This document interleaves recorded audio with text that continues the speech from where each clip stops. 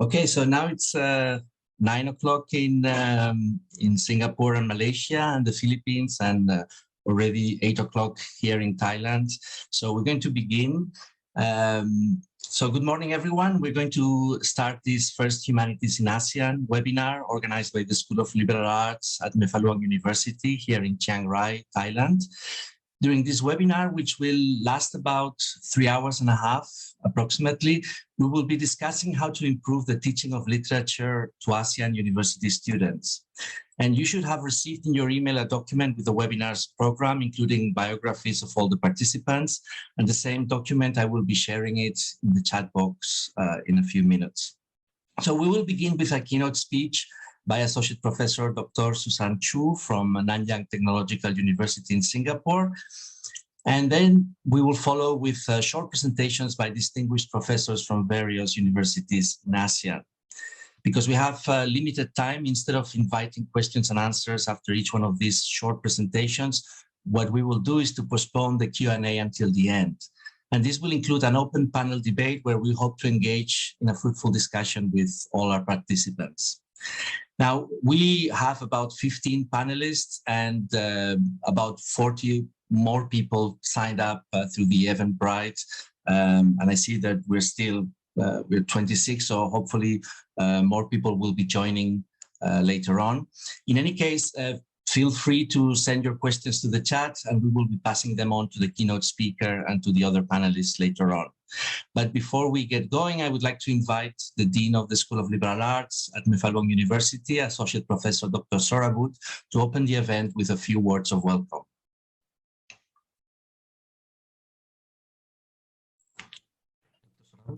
Thank you, Dr. Ignacy. Good morning and welcome to the webinar on teaching literature to ASEAN university students.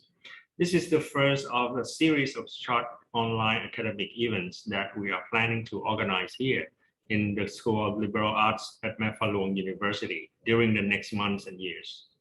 These webinars will be focusing on the current states of humanities across the ASEAN region, and we'll be exploring opportunity for developing research and teaching in specific areas, particularly those that are more relevant for students, teachers, staff, and larger communities beyond the doors of the university. We hope that these events will also be an opportunity to share knowledge and best practices with other institutions across ASEAN. In this way, we hope to learn from each other and start building together a true community of higher learning in our region. In the past month, at the School of Liberal Arts, we have been making an effort to establish academic and institutional relationship with various faculties and schools in different ASEAN countries. Some of them are here with us today, and I would like to take this opportunity to thank the representatives of the Department of English and Comparative Literature at the University of the Philippines, Development, the Faculty of Humanities at the Universities Jenderal Sudirman in Indonesia, the Faculty of Arts and Social Science at University Brunei Darussalam, and the Faculty of Modern Languages and Communication at University Putra, Malaysia. It is an honor for us to welcome all of you to the webinar, and we hope you will also join us in future events. The topic of this webinar, as you all know, is the teaching of literature. And we are delighted to have Associate Professor Dr. Susan Chu from Nanyang Technological University in Singapore, delivering a keynote speech. She is without a doubt one of the most prominent scholars on literature pedagogy, and not just in our region, but in the world. Here at the School of Liberal Arts of Mae Fah Luang University, as in many other faculties of humanities in the ASEAN region, literature has been for a long time a fundamental area within our English curriculum. But perhaps we have not always given sufficient attention to the specific challenges involved in teaching and learning literature, particularly to ASEAN students.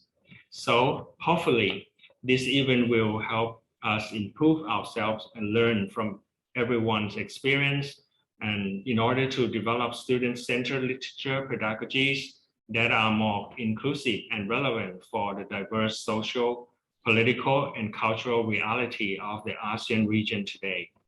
Thank you everyone for being here. And now let's hear from the experts. Thank you very much, Professor Surabut and the organizers of the Mae Fah Luang University. Thank you so much for inviting me to share. I like the way this is set up, almost like a think tank. And I look forward to having a conversation with you. Do feel free to post your questions in the chat throughout the talk, okay? All right, let me share my screen. Give me a minute.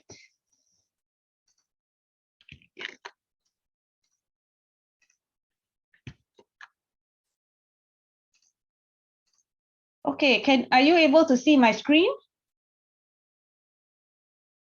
Okay, great.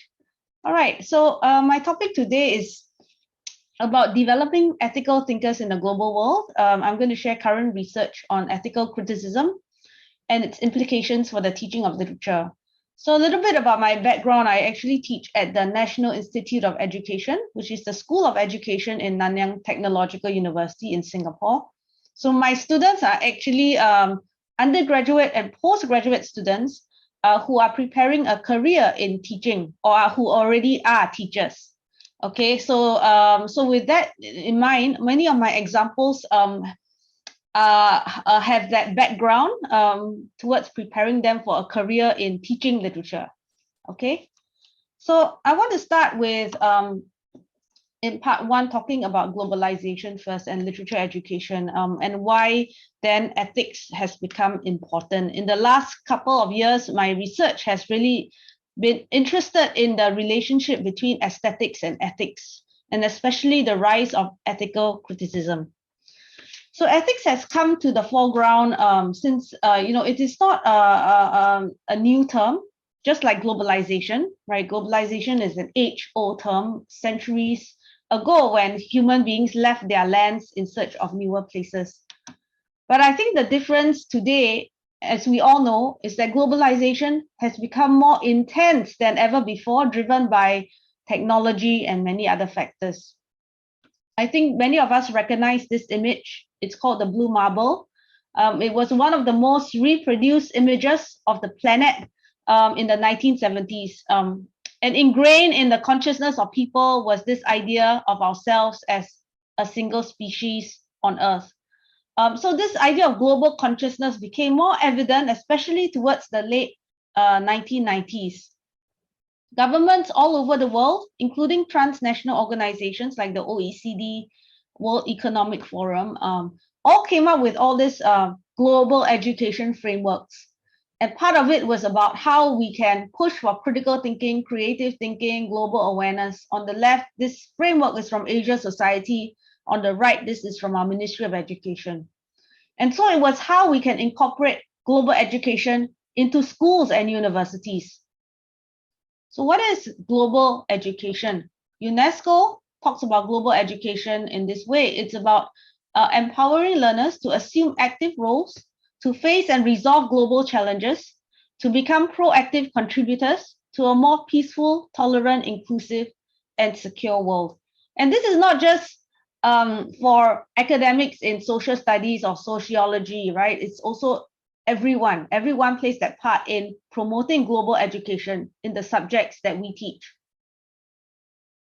So what exactly are the elements of global citizenship education? We can think about it in various domains. In dispositions, it's about developing empathy and a concern for justice.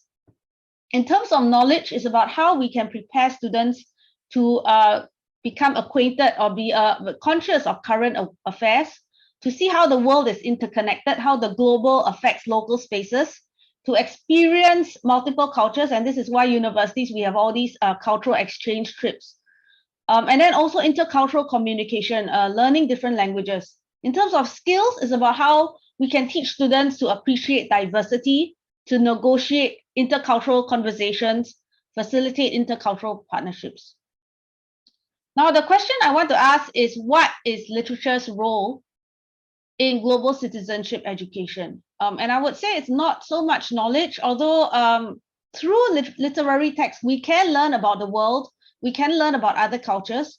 But I think our primary contribution is in the dispositional domain, which is how through the study of other cultures, through the narratives of other cultures, our students can gain dispositions of empathy and, more importantly, concern for justice. I think these two go together. Empathy without justice becomes empty, but justice without empathy becomes vengeance. Okay, so literature can facilitate cosmopolitan ethics. What is the kind of ethics we are talking about? I term it cosmopolitan ethics. Cosmopolitanism is not a new term. I mean, it emerged from ancient Greece, the Cynic and philosophers like Diogenes, right? When he was asked where he came from, he said, I'm a cosmopolitan, meaning citizen of the world. Today, cosmopolitanism has become a very popular concept in research. Everybody seems to be using it, whether you're in linguistics, literature, philosophy, or anthropology. But what actually is cosmopolitanism? I think a way to understand this is that it's akin to global ethics.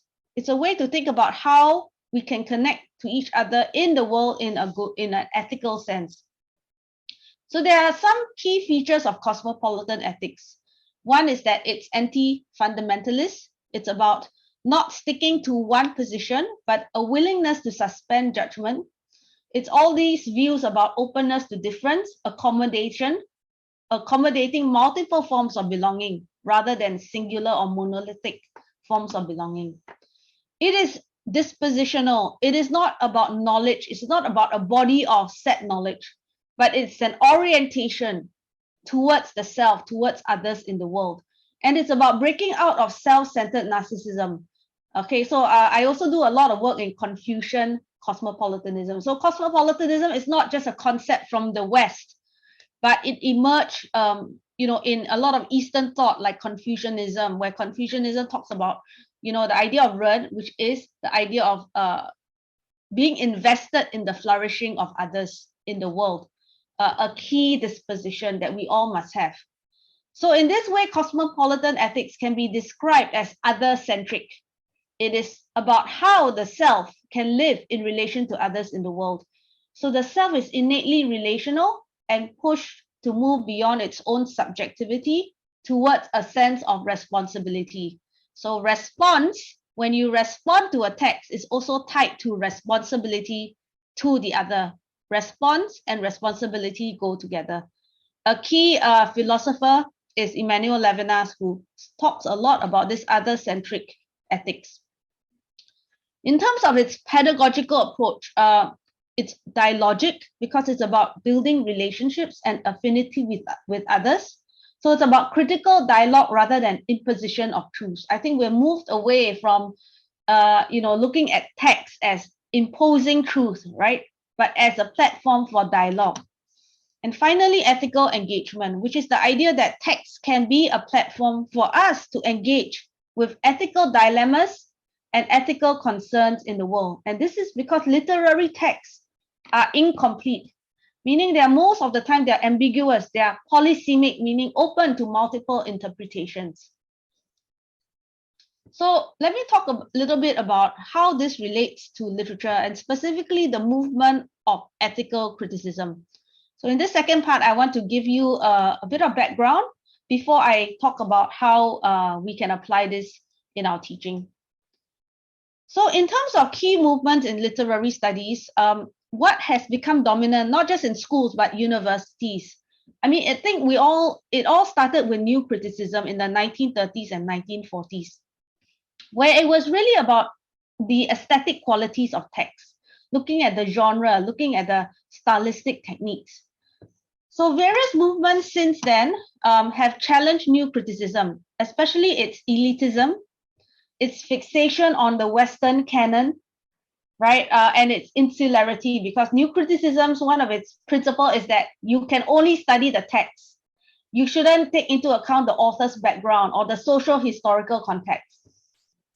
So various movements have challenged this. For example, post-structuralist criticism, reader response criticism. So reader response criticism in the 1970s was really about recognizing that the reader transacts with the text actively. And so we need to bring in the reader's background, the reader's experiences. Post-structuralist criticism continues to be very influential in universities today. And it's really about looking at ideology, the politics in text, and its branches of feminism, post-colonial studies, and many others, looking at power and issues such as this.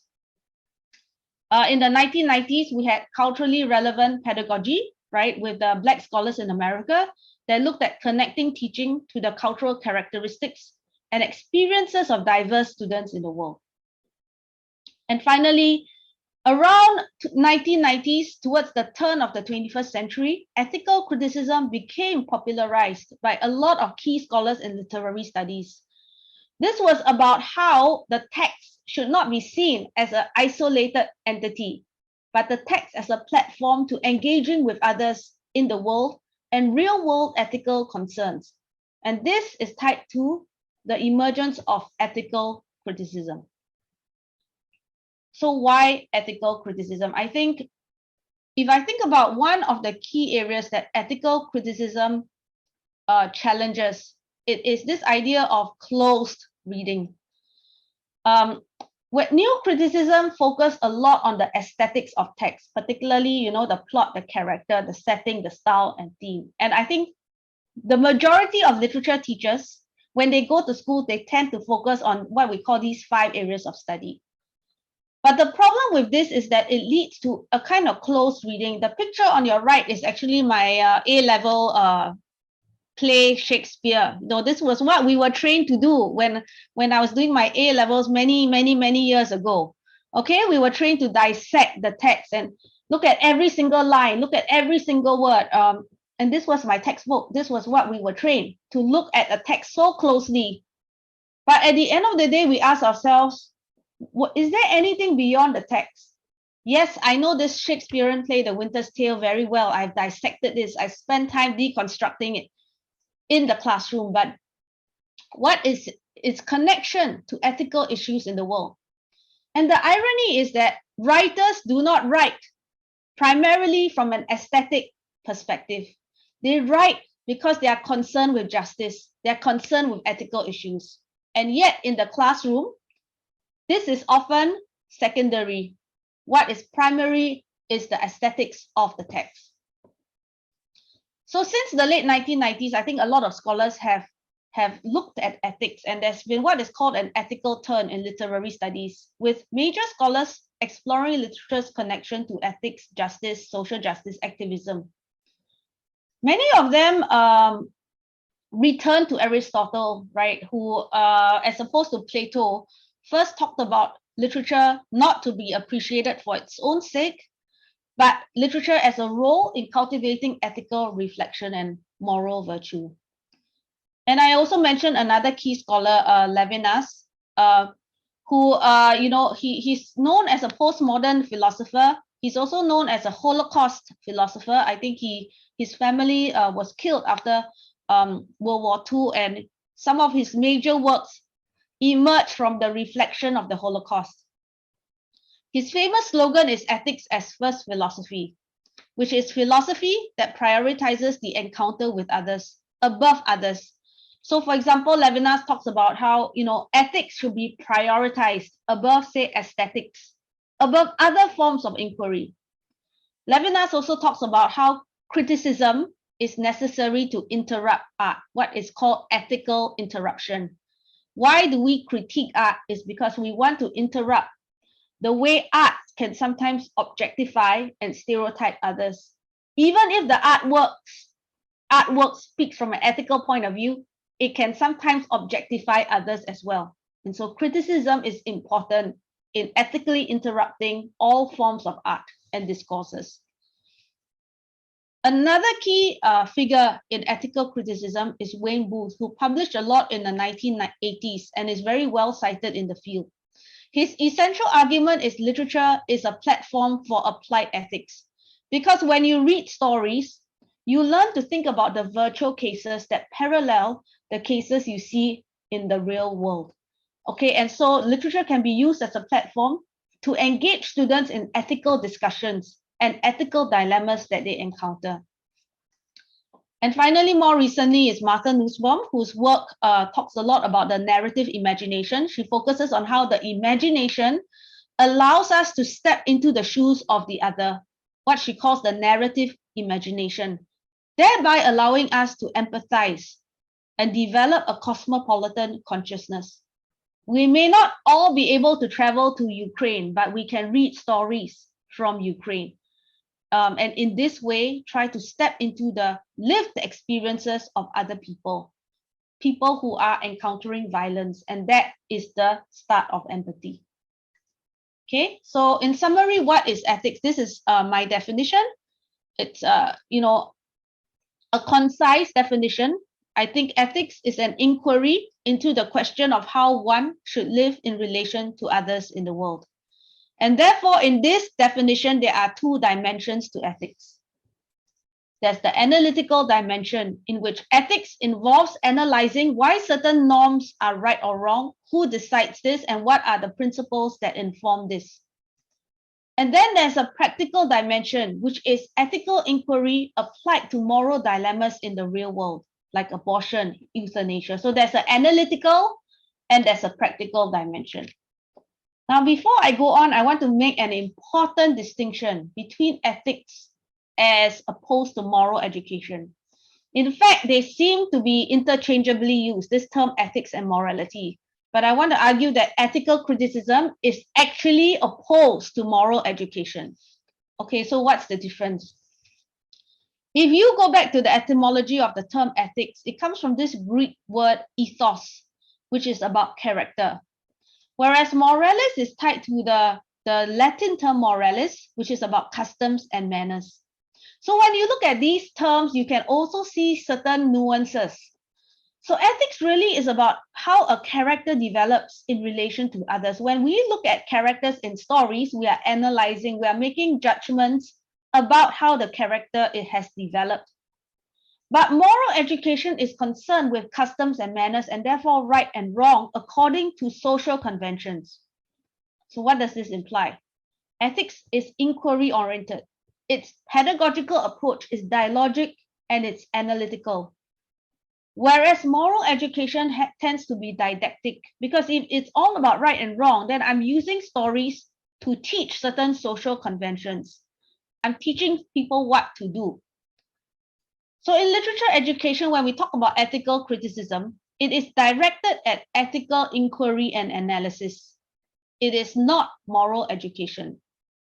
Okay, so I think that's a very important distinction, because people often get worried that we use literature for indoctrination, when actually what we're talking about is using literature to engage and even question ethical values in text, as I will show you later.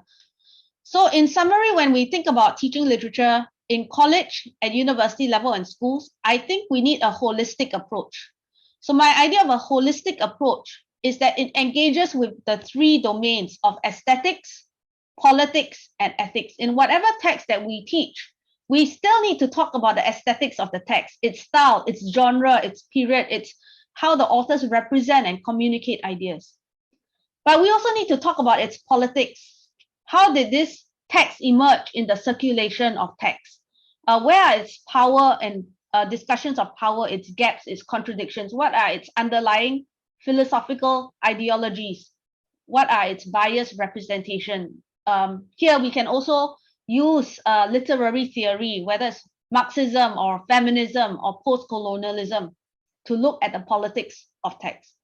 And finally, we need to also engage with ethics, which is how the text actually helps us understand concerns about justice, human rights, global issues, and ethical dilemmas, and how the text can push students to take action in their world and not just be passive readers. I think in a seminal work by Raymond Williams called Marxism and Literature, he has argued that since the time literature was constructed, since the time the subject was constructed, it always has a passive role. It always positions students to be passive readers of text rather than active producers of text, producers who can take action in the world. And going back to Paulo Freire, who's very well known in critical pedagogy, he talks about reading the world and reading the world, reading the word and reading the world. So reading the word in the text is a catalyst to being engaged critically in the world that we live in. And I think that that is the ethical aspect of language. So we need all these three domains, the aesthetics, politics, and ethical engagement with text. Okay. In this third segment, which I'll take the next 15 minutes, I'm going to give some practical examples of how we can do ethical criticism in our teaching. Okay. So as I mentioned, in traditional areas of study, and also when teachers are thinking of teaching a literature in schools, they always tend to focus on the 5 areas of study: the plot, the character, the setting, style. This image comes from our Ministry of Education literature syllabus in 2013. The new one is a bit different, but the old one centered on these 5 areas.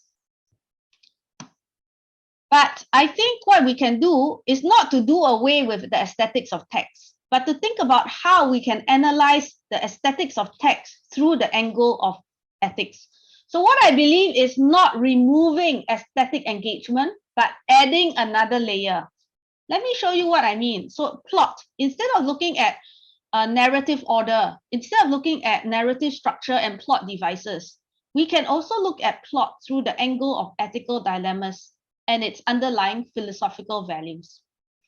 Setting, instead of looking at setting in terms of time and place, we can also look at the question of borders and its ties to power and injustice. Character, instead of looking at character in terms of character traits and character development, we can look at it from the angle of ethical virtue. Instead, in fact, virtue ethics has become very prominent in literary studies and in philosophy recently. So it's this idea of how the agent exhibits virtues and what are the underlying philosophical values determining this. Instead of theme, instead of looking at how a theme develops the central idea and concerns, we can look at how the text invites us to ethically engage with its characters. And more importantly, the social, historical, and political connections beyond the text. So not just looking within the world of the text, but beyond the text. And finally, style. We can look at how stylistic devices, especially intertextuality and ambiguity, can provide spaces for examining ethical connotations and concepts. So this is just an overview, but let me give more specific examples of each one in detail. Okay, I'll start with plot. So what do we mean by examining plot around an ethical dilemma? An ethical dilemma means choosing between 2 or more options. Both options have undesirable consequences. And therefore, the point of all this is that it opens space for debate in your classroom. This leads to identifying the underlying philosophical tension. Okay, so it opens space for debate because both options are undesirable. Okay, but this simple story has a particular ethical dilemma and philosophy undergirding it. Okay, so have students phrase the ethical dilemma according to the 2 dichotomous options. So in this story, it's very obvious, right? Make friends with people who are different, but your identity, this story is obviously about color and race. When you make friends with people who are different, your identity and values will change. From blue, you might become green, or yellow, you might become green. But what is the other option? Don't make friends with people who are different, but your identity and values may remain tribal, resulting in an inability to accept those who are different. Now, what is the philosophy, the philosophical issue that the author is investigating? And really, it is about communitarianism versus individualism, whether human identities are shaped by communities, or is it human identities shaped by individual choice and agency, individualism? So identifying the ethical dilemma then opens space in your classroom for debate. We can look at the merits and limitations of both. Look for real world examples, because this is a fictional story, but are there other equivalences that we see in our society? Okay, and then is there what is called third space? Third space theory is the idea that we don't always have to think in binaries. Sometimes we can accommodate and even go beyond the binaries that we see. Let me give you an example. And this one is a well-known story called The Ones Who Walk Away from Olympus by Ursula Le Guin. In a basement under one of the beautiful buildings of Olympus, or perhaps in the cellar of its spacious homes, there is a room. So this is about a beautiful city called Olympus, but then underneath the city, there's a room. It has a locked door and no window, right? And the room is about 3 paces long and 2 wide, and there a child is sitting. They all know it's there, the people of Olympus. And some of them have come to see it. Others are content to know it's there. They know it has to be there. And some of them understand why and some do not, but they understand that their happiness, the beauty of the city, the tenderness of their friendships, the health of their children, the wisdom of scholars, the skill of makers, the abundance of their harvest, the weathers of the sky depend on this child's misery. So if I ask you, what do you think is the ethical dilemma? The author is inviting you to explore. What do you think is that ethical dilemma, and how would you phrase it in terms of 2 undesirable options? Okay, so you might say, for example, option 1 is that suffering needs to be witnessed, because this is about a beautiful city, but everybody needs to witness the suffering of this child in the basement. So suffering must be witnessed, which means that you might have to do violence towards a minority, in this case, the boy in the basement. In order for people to be happy, someone must suffer, and we must witness that suffering. Option 2 is suffering should not be witnessed, but then if we don't witness suffering, we will forget and take our peace for granted. So this is the philosophical dilemma the author is inviting you to explore, which is actually about utilitarianism. Is it right to have a utilitarian mindset, which is to maximize happiness for the majority at the expense of the minority? That is the underlying philosophical idea, okay, that is underpinning the way this text is structured. And the 2 dilemmas, the 2 ethical dilemmas the author is proposing for us to explore. And this is the beauty of literature. The author is not telling you what is right or wrong. She is offering you the 2 options for exploration. And if you think about it, a lot of literary texts that our students read, right, also explore this idea of utilitarian thinking and the problems with utilitarian thinking.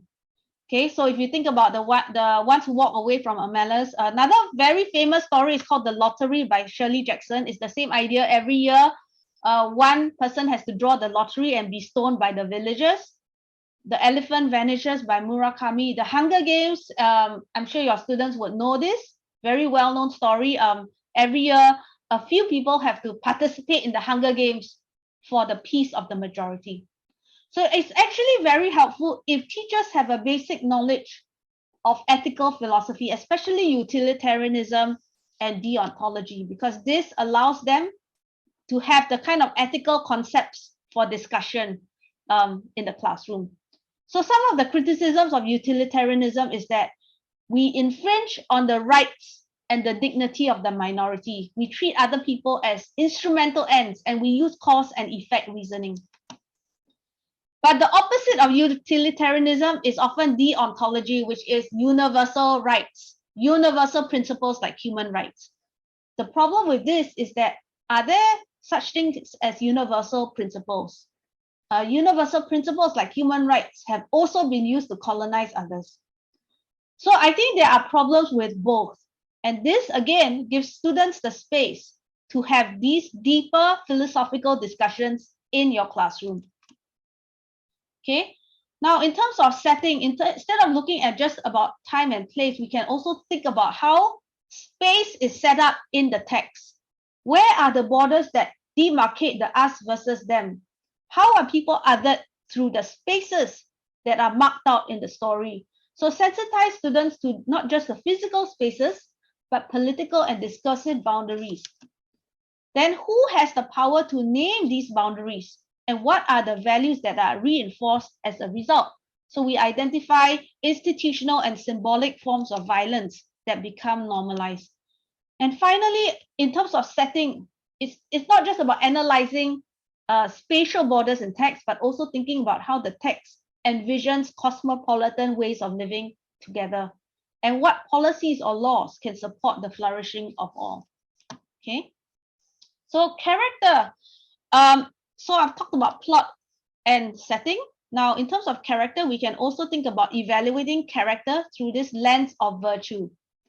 Virtue refers to habitual dispositions. Okay, habitual meaning that it's long-term. So a lot of times when your students analyze character in a text, they look at a particular moment, a particular scene.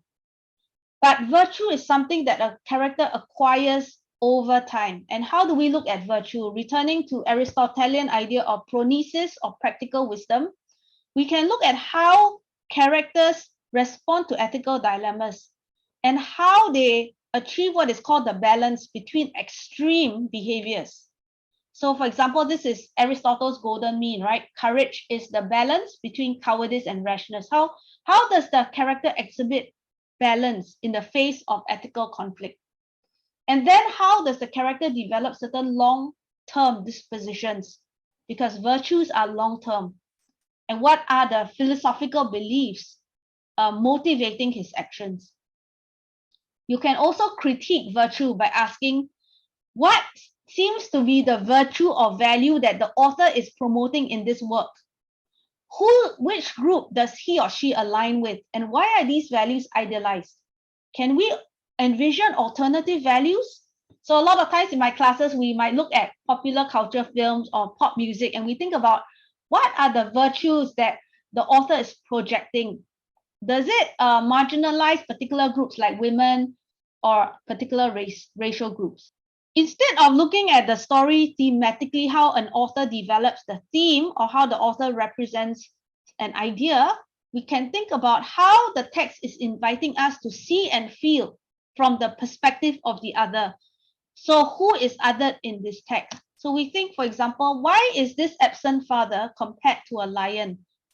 Okay, we can say he's protective of the girl. He's always walking with her, but he's also shunned by society. What kind of figure is this? Okay, and why does the girl want the father to be with her so much? Now, when we look at the background of the text, we realize she is growing up in a place of poverty. So it raises questions like, what is it like to live in poverty, to live with a single parent, right? Because she's only with her mother. The father is no longer there. That's why she wishes the father was around. What's it like to live feeling discriminated against? So we can tap on all these invitations to see and invitations to feel. The text is also inviting us to judge how the process of othering occurs, to judge how society views the poor. There's another scene where they try to buy groceries and the people look down on them because they're asking for free food, all right? They're using their food card. So how does society view the poor? And what should the state do to support this? So these are questions that we can bring up in our discussion of such texts. Then in terms of style, instead of just looking at aesthetic techniques, we can think about what are the conceptual connotations. So when you look closely at the last page, you will see on the left side, there is a stack of newspapers, and in Spanish, it reads The Families of the Disappeared in 1985. So the story gives you a social historical clue, what is happening. And what happened in 1985 was that political figures were taken away by the government, okay, in South America, in South American countries, and it disappeared. So the author uses extended metaphor to compare the absent father to the lion. And this conceptual connotation connects with historical accounts of missing political figures. Students can further conduct research into the history of such an occurrence in Colombia. What factors give rise to this? what is the author inviting you to explore is how it affects families as well, how it affects, or the historical circumstances that gives rise to this, the politics behind this. So to what extent also is this occurring in other countries today? The text is also inviting us to think about what the state and people can do, right, to protect children and families from poverty and from political discrimination. Okay, so looking at not just the connotative meanings, but its conceptual associations to social, historical, political context. So let me just sum up by giving you a few more examples. The essential premise of ethical criticism is this: aesthetics is a means to ethics as an end. Okay, what it means is that we never just stop at the aesthetics of the text. The aesthetics is a launch pad to thinking about ethical questions. Textual aesthetics helps us engage and better understand those who are othered, marginalized, oppressed, and silenced, not just in the fictional world, but how it references others in the real world. There is always a reference to others in the world. To quote Habermas, the German philosopher, who says, language is a means for communicating, but more than that, it is a means for reaching understanding so as to coordinate action towards ethical outcomes. I think this is important because a lot of times when we look at text or when we study literary text, we look at how the author is communicating meaning. But if we reorient ourselves and look at it from the angle of understanding, that the language in the text is a way for us to understand others in the world, to understand difference, to understand those who are oppressed or othered, right? In this way, it is also a platform for ethical engagement, ethical advocacy, ethical activism. And to quote Edward Said, texts have ways of existing that even in their most rarefied form are enmeshed in circumstance, time, place. In short, they are in the world and they are worldly. And we need to always remember that because they are in the world, because they are worldly, we always need to step out of the text and connect text to the social, political, historical, and ethical context that it references.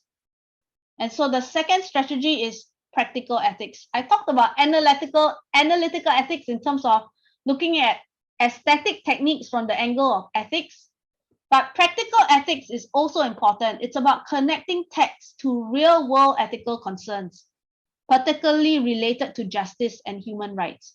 And so this is where literature education can be interdisciplinary.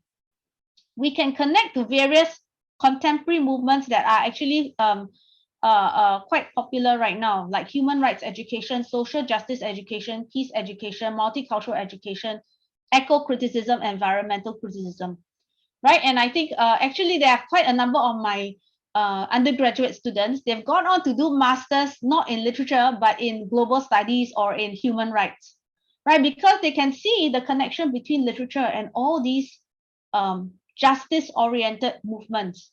Okay, and I think it adds value to literature education when we can make connections to these various movements. So one very practical pedagogy is also to think about human rights. So we can use the Universal Declaration of Human Rights to engage with text. We can look at what human rights appear in this work. You know, how are they enjoyed? How are they in conflict? If human rights are defended, what action is taken? Who is responsible for defending the rights of others? Okay, or what does the work say about human dignity? What does the work say about individual responsibility? And then are there similar issues in your community?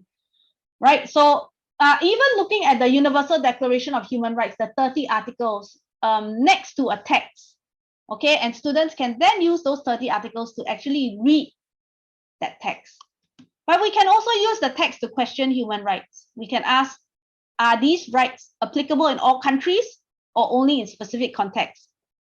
Do they all apply to all groups or specific groups? Are they secondary or are they primary in terms of significance?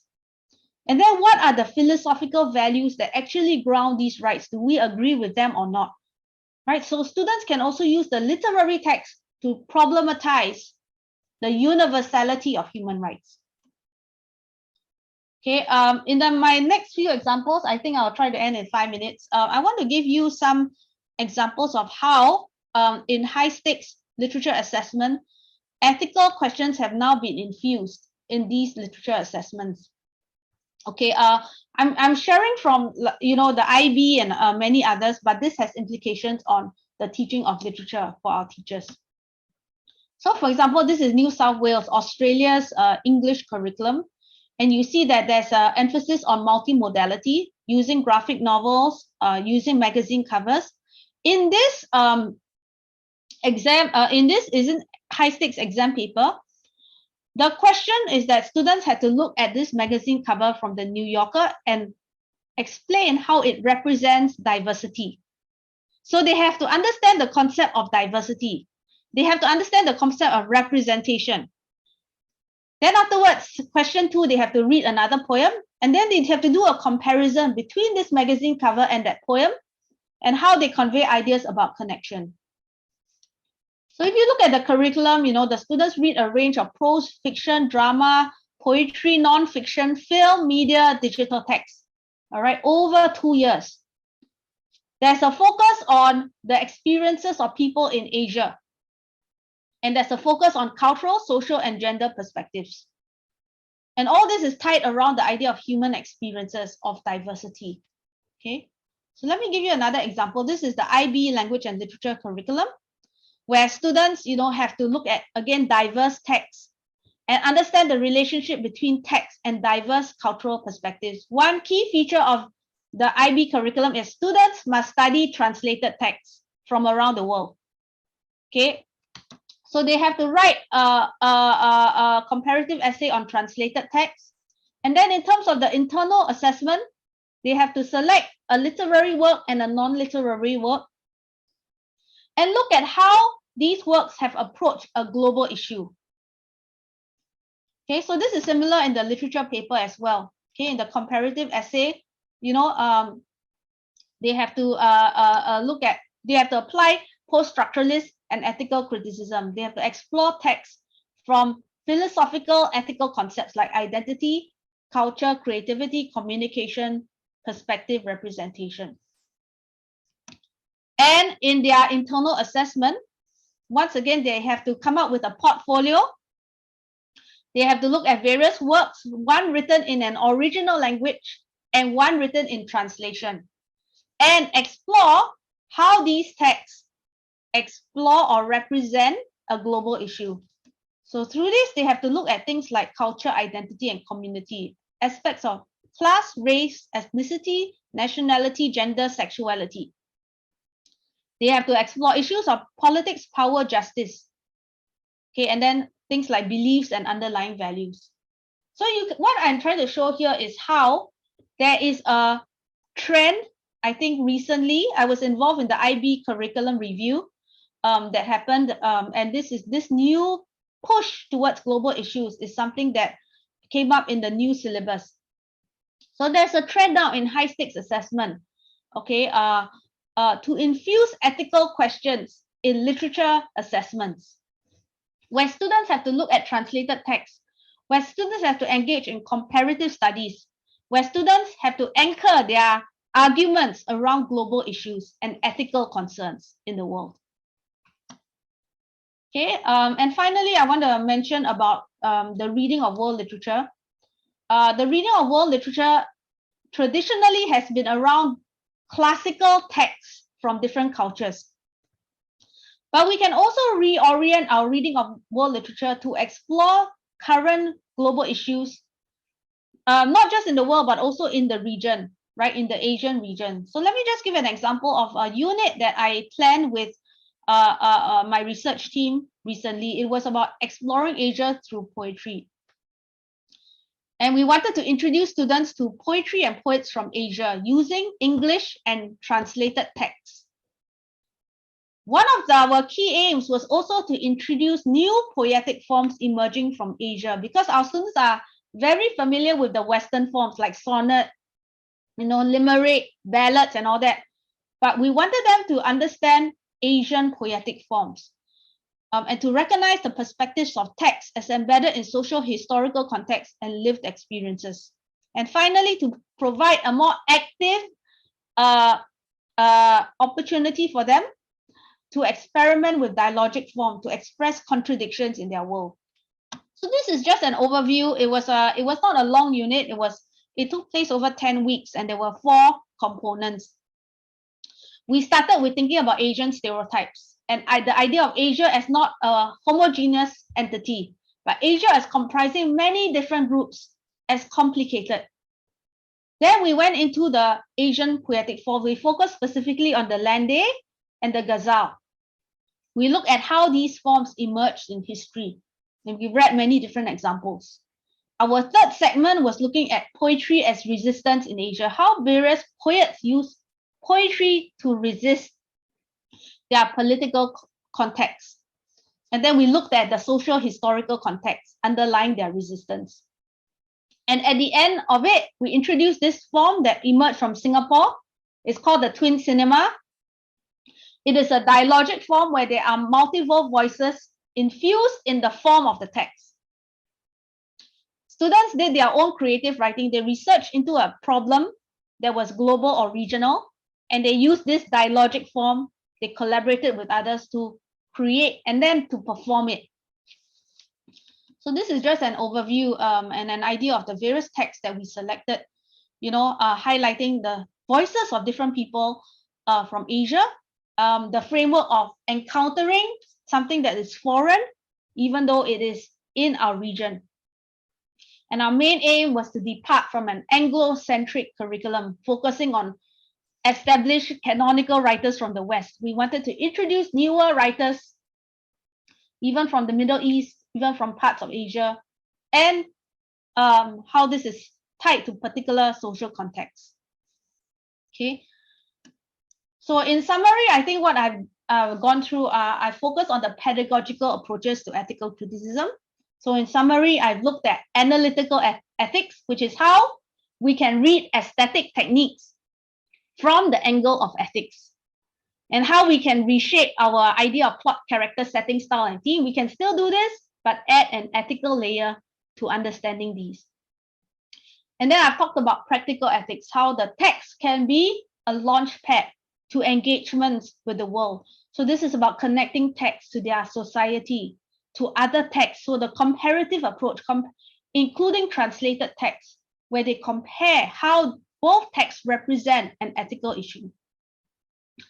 And also reading through the framework of human rights. And another unit that I've designed also, it has to do with justice, how we can use the lens of justice to anchor our design of the curriculum and as a way of interpreting text, okay, using concepts of justice, distributive, procedural, retributive. So there are many, these are just some ideas of what you can do with your students. In case you're interested, this is a book that I've just published that came out last year by Routledge, called Teaching Ethics Through Literature, The Significance of Ethical Criticism in a Global Age. You can find out more at this tinyurl.com site, Ethical Criticism. I've also have a website where I've been compiling young adult literature that students can use to teach young people about global issues using stories. Okay, and I've compiled a PDF of over 40 recommended texts that deals with literature that deals with terrorism, bullying, migration, asylum seekers, refugees, climate change, and many other global issues, and how you can use this as a platform for dialogic discussions in your classroom. Okay, so with that, I'm going to end my presentation. I look forward to your questions and comments. Thank you again. Yeah. Thank you so much, Professor Chu. I think there are 2 questions in the chat box. So I'm so sorry if I pronounced the names wrong, but the first question is, the idea of inviting students to examine the text ethically is certainly a rather refreshing one. So the question is, how do we encourage students to investigate a text ethically without pushing them to pass moral judgment on the text? It seems to me that it is hard not to do both together. So this is from Sich Din Peng. Yeah, I think this is a good question. your students will definitely pass moral judgments, and that's not wrong. But I think what happens is that you want to create a classroom that is dialogic. I think the reader response movement has this term called interpretive communities.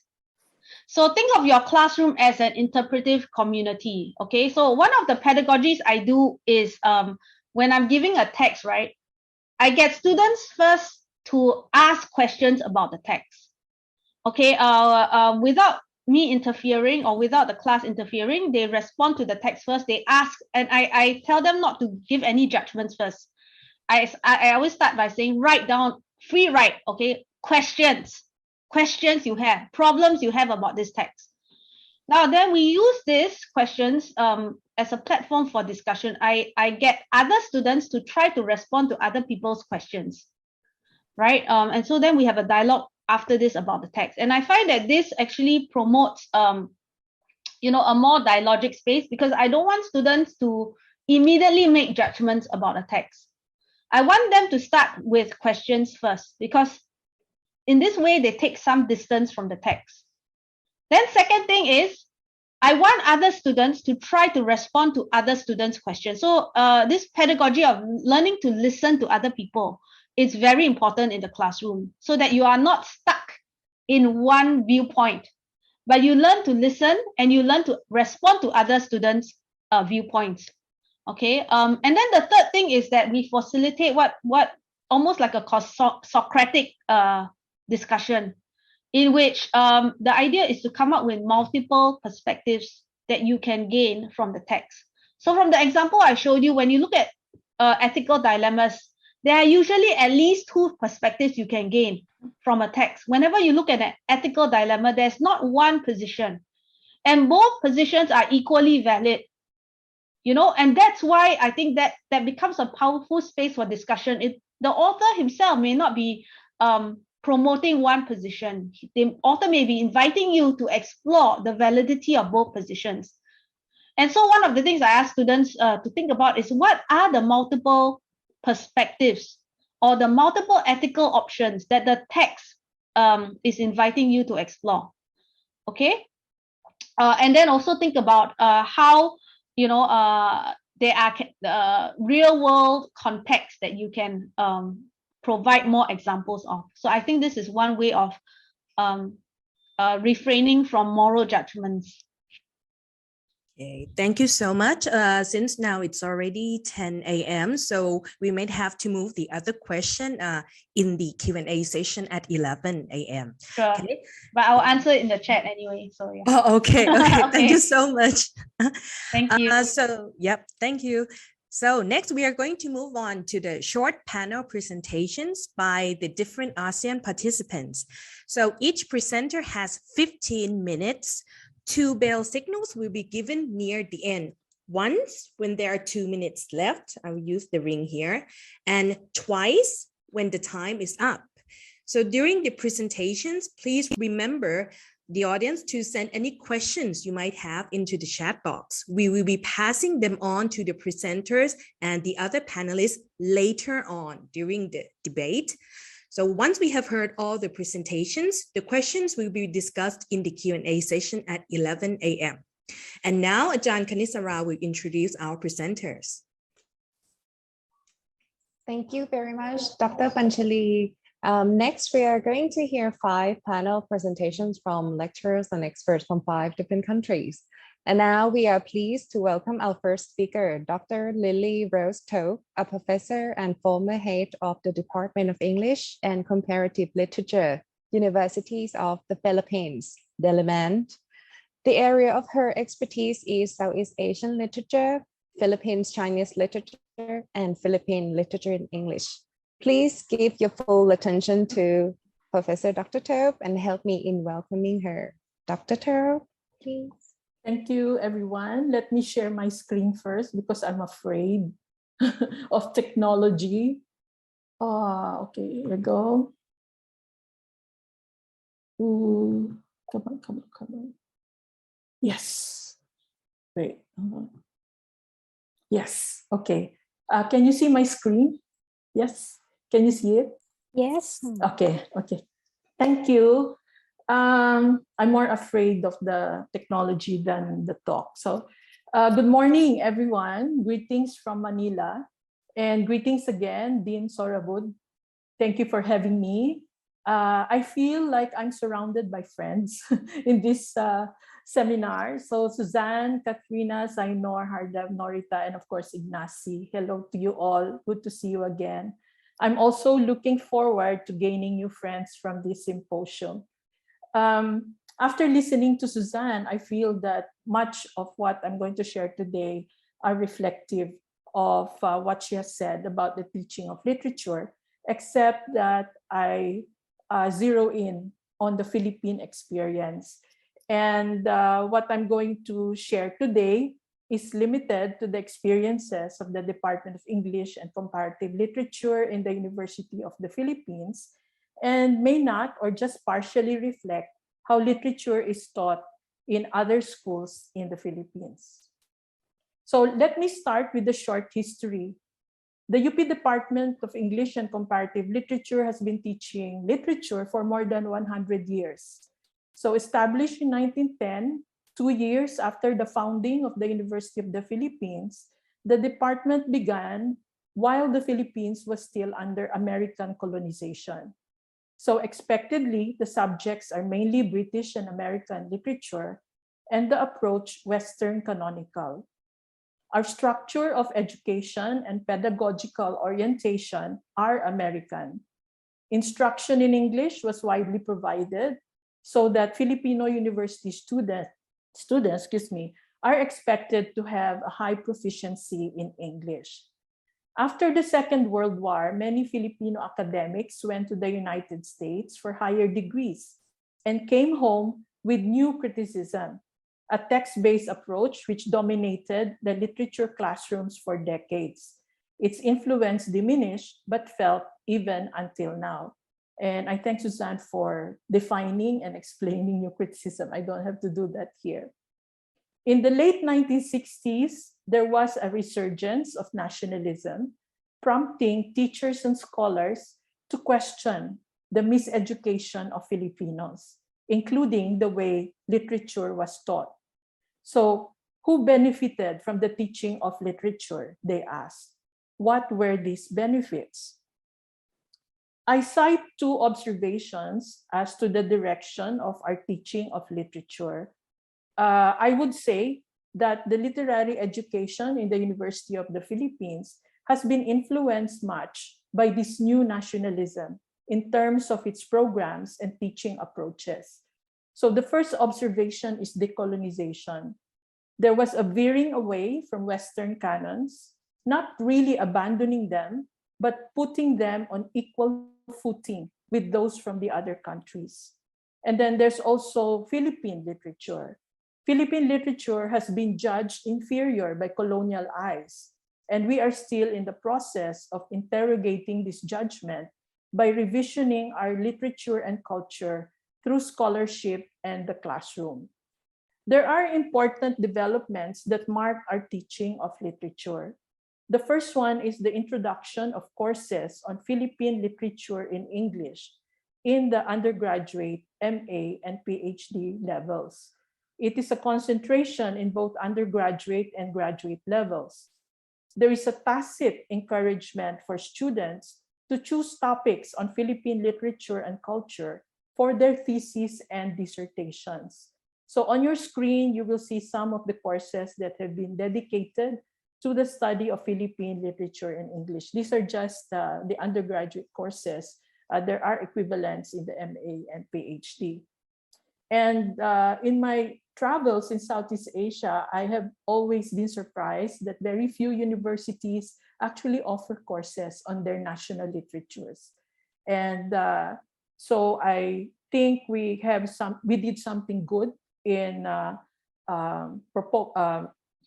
advocating and propagating our Philippine literature texts. There are other developments. One would be the inclusion of Philippine literary texts in the introduction to literary courses. These are general education courses which all students are encouraged to take. When I first took these general education courses, most of the texts were either British or English. So now the Filipino student can study Philippine texts in their introductory courses. Then there is that determination to include a Filipino perspective, along with others, in the teaching of literature. Then there's the establishment of a comparative literature degree program, which widened the scope of literary study. And lastly, the instruction should be interdisciplinary. So the university, our university, has a tradition of dissent. All branches of knowledge may be used to question all concepts. An atmosphere of openness and critical thinking is encouraged. So if you criticize a state, a university, a concept, you will not get jailed. So that is the kind of freedom that the student enjoys. The second observation is decanonization. In recognition of the highly economic and political policies of publishing houses, there is that effort to attain more inclusivity in reading lists by including works by young writers or relatively unknown writers who cannot publish their works yet and who are usually rejected or ignored by the commercialized publishing world. And there was also a shift in what to include in the reading lists. Whereas only British and American materials were preferred in the early days, there are now more texts coming from the global south. In world literature classes, which are expected to include canonical works, there is a good mix of Western and canonical texts from Asia, Africa, and Latin America. Our department has 2 literature programs. The English Studies Literature Program, which includes British and American texts, and the Comparative Literature Program, which includes literatures from Asia, Africa, Europe, and Latin America. Of course, Philippine literature in English is there. Comparative literature also includes literary theory, genre courses, gender courses, and the program has been a pioneer in introducing courses that reflect our current interests and expertise. We are the only Filipino university that offers a course on gay literature. We are also the first university to teach children's literature in recognition of the burgeoning writing for children subgenre in the Philippines. Among the area studies courses, the department is the only one in 2 departments in the Philippines that offers Southeast Asian literature courses. So I mentioned this because we are all in the ASEAN. CL 142, that's Comparative Literature 142, focuses on the literature of Myanmar, Thailand, and Vietnam. 143 focuses on the literatures of Malaysia, Singapore, and Indonesia. CL 240 is an MA Asian course on Southeast Asian literature. Most texts are in English translation. We also admit to the difficulty of sourcing works in English translation. So I guess this is just my way of telling you all that we do study your literatures. So let me pitch my personal advocacy here. We in the ASEAN really do not read each other. Very few would choose a Malaysian, Indonesian, Thai, Singaporean, Bruneian, or Filipino novel over a Western bestseller in a bookstore. And so while we are all connected by economics and technology, our cultural knowledge of each other is very low. So I guess if I cannot bring the Filipino student to the neighboring country, then I will bring the country to her through the classroom. As far as teaching philosophies are concerned, there is freedom for the faculty to choose her critical lens and her texts. At present, there is a good mix of approaches, including old knowledge and new knowledge. So Suzanne's talk was very useful in categorizing all this.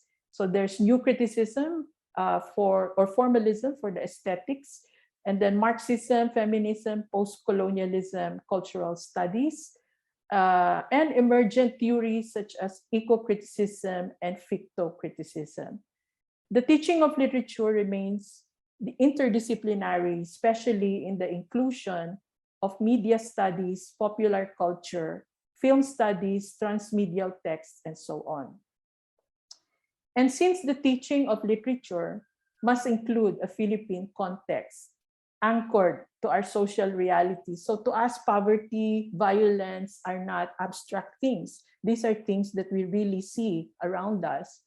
So there are always the ethical concerns on equity, social justice, environmental protection, and more specific to us, issues of poverty, oppression and resistance, colonialism and neocolonialism, globalization, and others.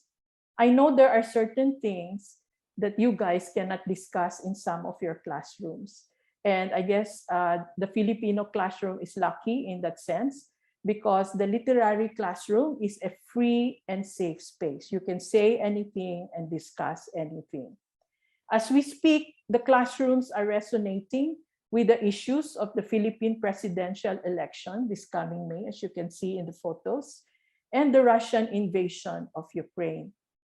As we witness instances of greed for power in our country and in the world, there is no better space for discussion than in the literary classroom, not to proselytize, but to inform and analyze.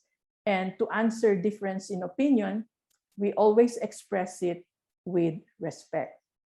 So let me end by saying that while literary studies remain beleaguered as states push for more science and technology as viable sources of knowledge, literary scholars have always argued that the humanities provide the ethical elements in all systems of knowledge, without which knowledge has no meaning. While the teaching of literature may not create weapons, it can certainly stop the finger that will push the button. Thank you. Salamat. Thank you. I'm done. Under time. Thank you. Thank you very much for your interesting presentations on how literature can do to our classroom, and it allows students to think critically and see things in the overall picture. Thank you. And now we are pleased to welcome the second speaker, Ms. Rilin Kurnier-Tisnavati, a lecturer in the Department of English Language and Literature, Faculties of Humanities, Università General Sudirman. Her research interests are reader response studies, post-colonial literature, Southeast Asian literature in English, and literary literacies. Please give your full attention to Ms. Trinavati and help me in welcoming her.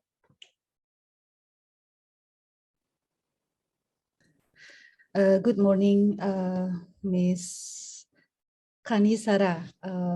Greeting from Purwokerto, Central Java, Indonesia.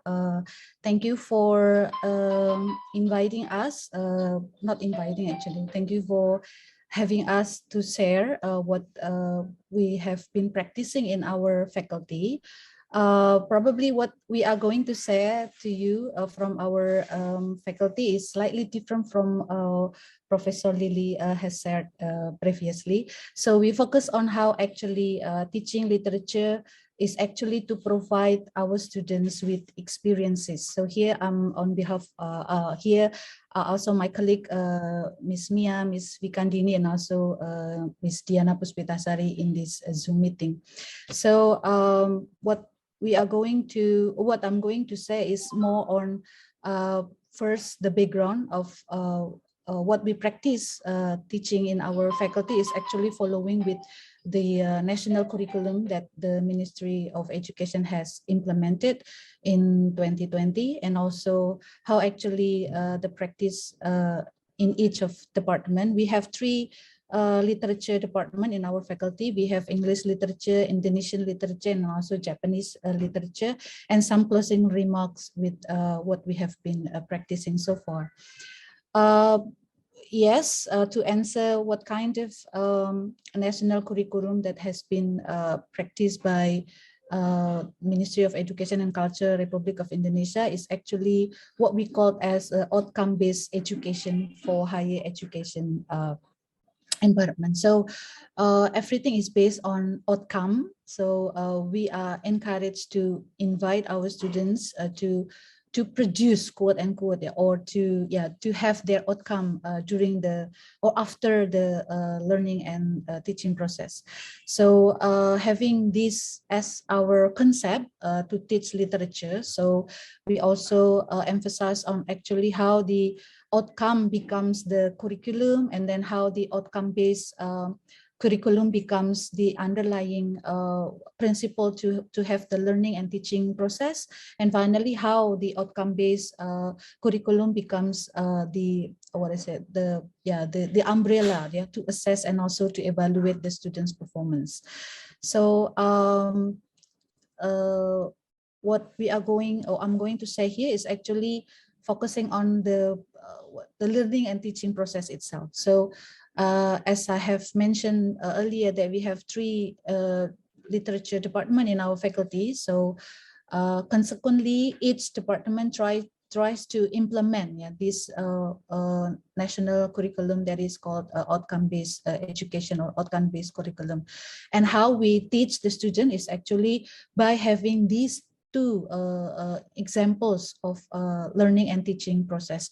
The first is what we call as project-based learning, and also a case study learning. So mostly from these 2 teaching and learning process in our faculty, we actually encourage our students to be able to criticize, to engage, like what becomes the social issue or social phenomena from the works, and try to relate with the real problems, with the real life problems in our surrounding. I think this has been a basic message of literature in general, right? Seeing what is reflected from the literary work and try to relate with what is actually happening in real life. And also students are also encouraged to be able to produce, not only produce in this case is not only papers or articles related to the learning topics, but also having the experience of producing their own works in terms of short stories, or even in terms of collections of drama scripts and so on and so forth. Later, I'm going to give you some examples of what we have done in our faculty so far.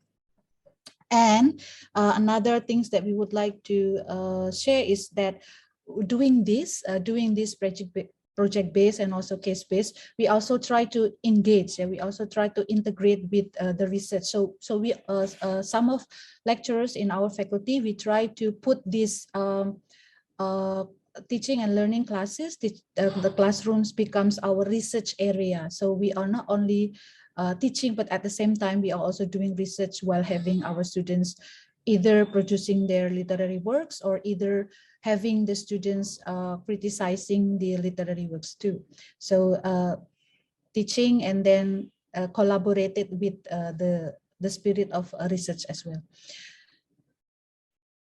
Okay, let me give one examples from my department, because I'm from English literature department. So what we've here I'm sharing you some examples of subjects that are compulsory in our department. So for non-major or non-concentration students, we have prose classes or prose subject, poetry, drama, and also creative writing. So these subjects are compulsory for all students.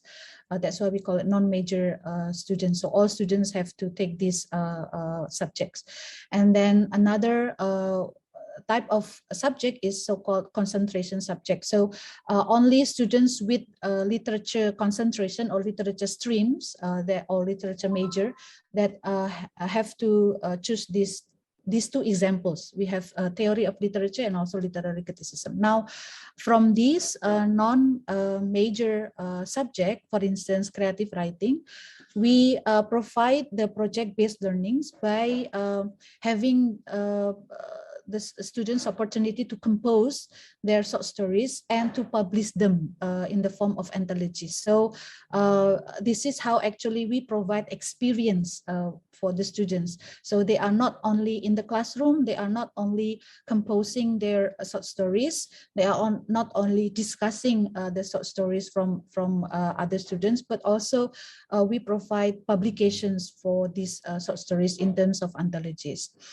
And for literature, for major subjects, yeah, for instance, theory of literature, literary criticism, and also children's literature and film studies. These are examples of subjects that are compulsory for students who are taking literature as their major. For your information, in our department, we divide three major. We have linguistics, literature, and translation. So I'm focusing on the literature concentration only here.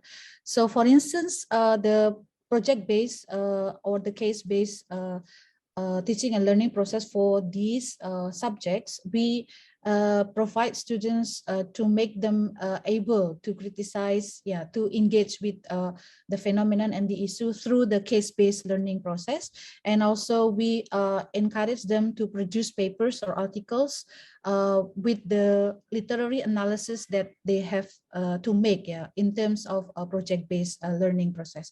So here are some examples of what they have done.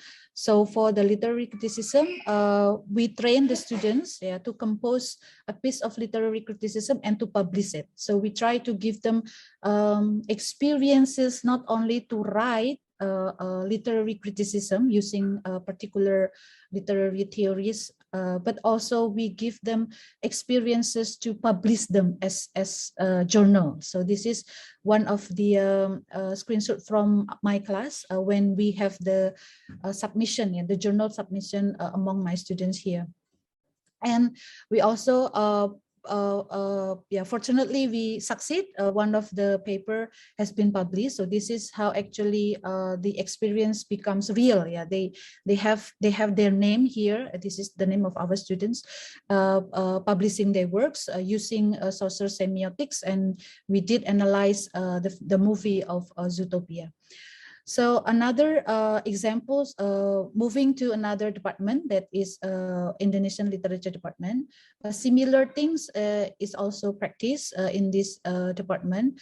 We practice the project-based learning from the subject of philology. So here, the cover of the book that produced by one of the lecturers and also with the students of Indonesian literature. So what they have to do is actually collecting the traditional script from kumpulan naskah Nusantara. So the students and also the lecturers, they collect what the script of these Nusantara stories and then produce it into one book. So this is also, we believe this is also provide them experiences, not only discussing the naskah Nusantara, but also having the opportunity to collect, to go to the field, to collect these naskah Nusantara and eventually to publish them, to be enjoyed by more readerships.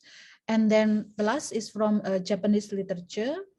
So from the Japanese literature, we have divided the major into three as well. So we have linguistic, literature, and also culture. So because the focus today is on literature, so these are similar subject that that are also found in the curriculum of the Japanese literature. We have theory of literature, popular literature, children's literature, and also film studies. Having the project-based and also case-based learning process, similarly found in English department or also in Japanese literature department. We also encourage students to criticize, engage with the social phenomenon, and also produce them with a certain works. Here is one example from the Japanese literature department. So this is from the case-based learning.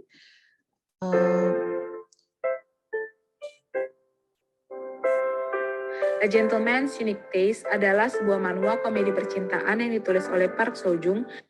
So here is an example of how students work on certain literary works. In this case is webtoon, and after they work on that, analyzing webtoon, then they make they present the case, yeah, in terms of videos like this. So this is making the students more having more experience of creative teaching and learning environment. So it's not that boring that they have to write the case on paper only, but also they have to make it in terms of a video.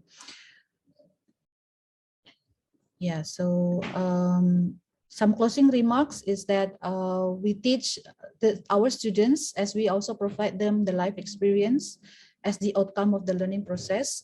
Students learns, and also they learn literature as they also experience, yeah, either to write, compose, or to analyze, and also to publish the literary analysis.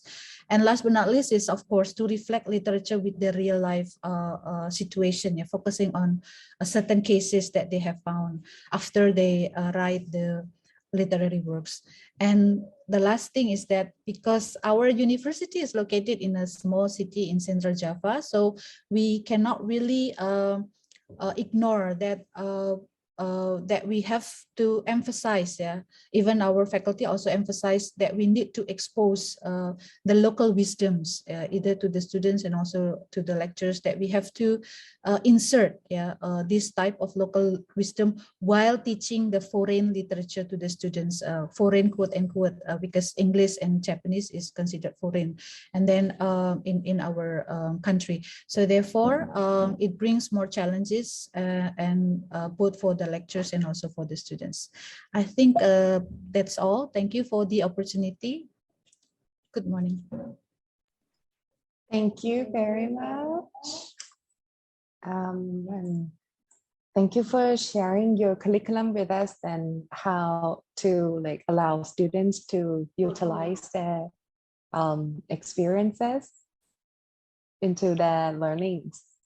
Okay, right now, we are pleased to welcome the third speaker, Assistant Professor Dr. Katrina Harjimo-Dote, and Assistant Professor of Writing and Literature in the Faculties of Arts and Social Science, Universities Brunei, Darussalam.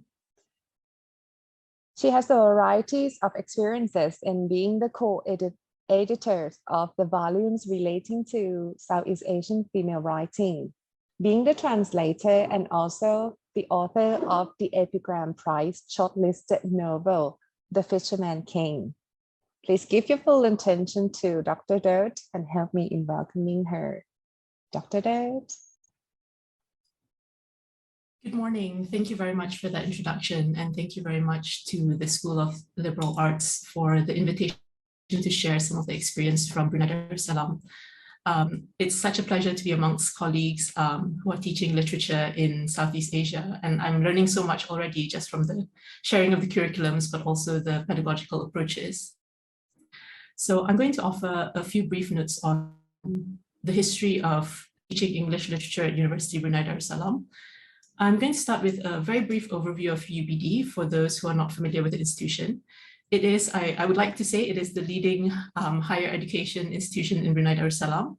It was established in 1985, so it's a very young university, even though it is the oldest in Brunei in comparison to some of your institutions.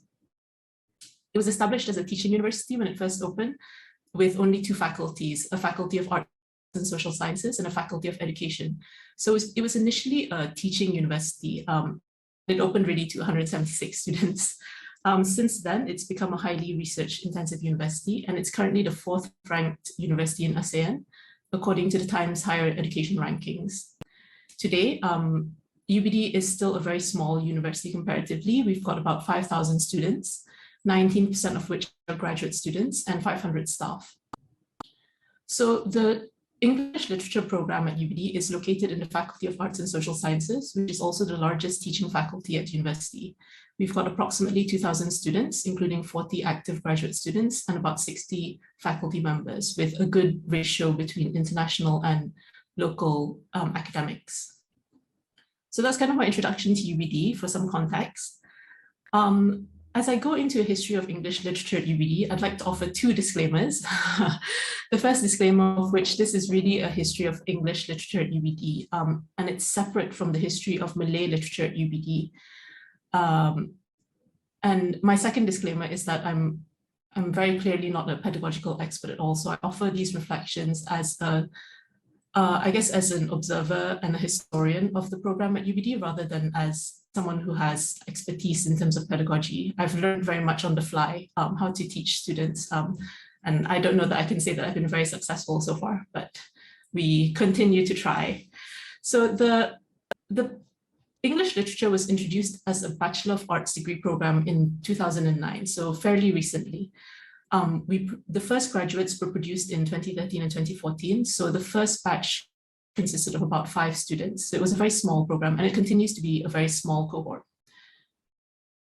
This changed in 2016 when the English literature program, which was previously a separate BA, was merged with the English language and linguistics program under the degree program name of English Studies. So currently we run literature modules under the English Studies degree. We have a very small cohort of postgraduates under English literature. So the graduate programs are still separate from English linguistics and language. So we do still offer master's and PhD in English literature.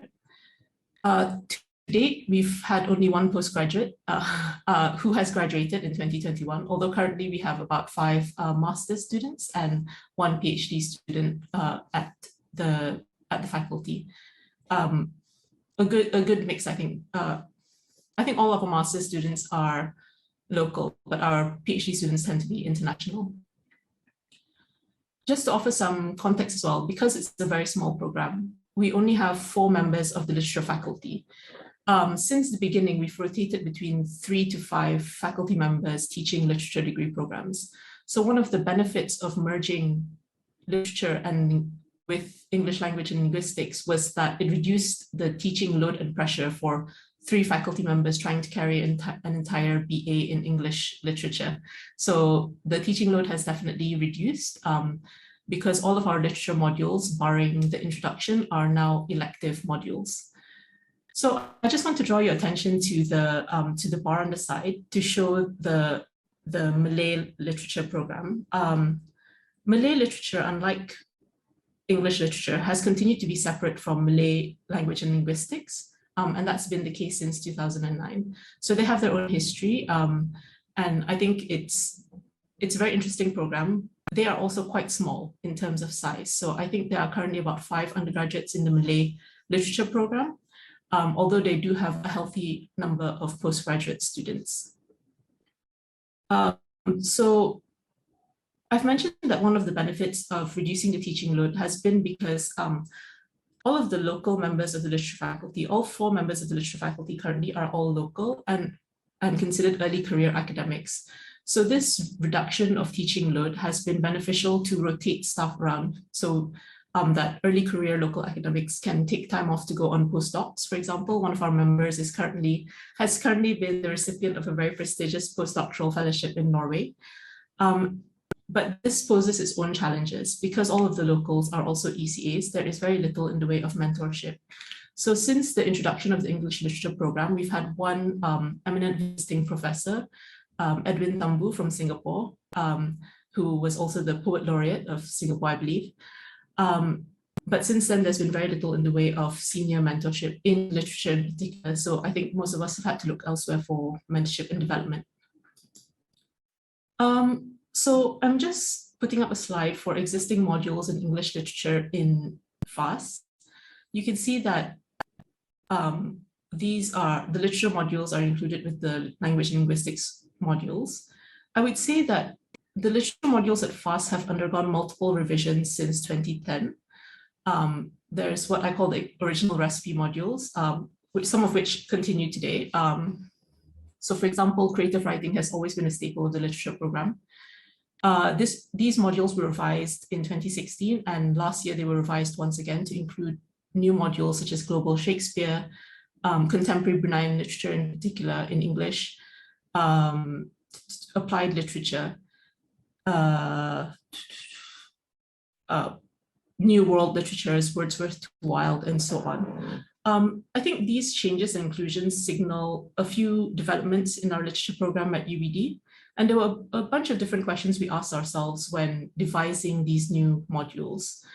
One of the most crucial questions, of course, was what kind of graduates do we want from this program? What do we want for our graduates in the English literature program? We want them obviously to be flexible. We want them to be future-proofed. We want them to be employable. But we also want them to be ready for graduate study in literature if that's what they so choose. So there needed to be a lot of balance between kind of foundational knowledges, but also taking into account that our students may not wish to go into graduate literary study. Kind of ideas about applied literature as Professor Chu was mentioning earlier. I guess one of the questions that we posed ourselves was also, what kind of literary scholars do we want? What kind of writers do we want in Brunei? What kind of translators do we want? There are opportunities for collaboration across the faculty, especially with our fellow Design and Creative Industries program, our Malay language and linguistics and Malay literature programs. But also there are opportunities, I think, for collaboration across the region. And certainly in one of the modules that I teach, for example, which I think now is coded as AN 2307, the Literatures of Southeast Asia, I've been very fortunate to be able to invite lecturers from across the region to come and give introductory guest lectures on Singaporean literature, Malaysian literature, and Indonesian literature. And I suppose this is a brief plug to invite my colleagues who are present here today as well. If you're at all interested in providing a guest lecture to our students here, we would be most appreciative for your assistance. I think in particular, I was very cognizant over the years that I've been offering this module that I'm simply not the best person to provide an introduction to these literatures. So I might as well approach the country experts. And fortunately, I've encountered very generous colleagues from the region. But I also want to draw your attention to some of the other modules within the English Studies program, such as the life writing module, the short format script writing, creative writing, and the translation modules.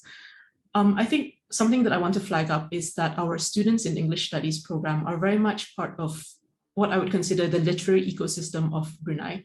So they are also producing creative writing, they're producing a lot of original scripts, they're very much involved with the creative industries locally. Locally and regionally, I would say, because they're also involved in film festivals in the region. So they're drawing on a lot of connections, and I think they're also producing a lot of work that is interesting and which we should pay attention to. So I ran a survey in 2018 on our on alumni of what was then the English Literature program. At the time, the cohorts were quite small. I think I got a response rate of about 35 students, which was about 70% of our cohorts in total. And I ran this because I was interested in seeing what kind of feedback we would get in terms of what feedback we would get from students regarding the program. I've categorized the responses as follows. So before the degree program, so something to note is that before they come, the majority of students who entered the BA in English Literature program at UBD did not have any prior experience with studying English literature. 30% had no experience at all with studying English literature as a subject in high school or at sixth form. However, they had high proficiency in English language. So the entry requirement for the program was a C grade in O-level English. The majority of respondents to the survey noted that they had received an A or higher for their English O-level. So there was a high proficiency in English language. Some of the survey questions were about what their worries were during the degree or what their experience of the degree was. And there was a high response in terms of being worried about employability after graduating, how marketable the BA in English literature is. And because of the numerous revisions to the program and the rotation in and out of staff, there were worries as well about whether the program would continue to run and what kinds of modules could be offered. The alumni who responded to this survey, I've noted that 50% were unemployed at the time of being surveyed. 25% had gone on to a master's in teaching.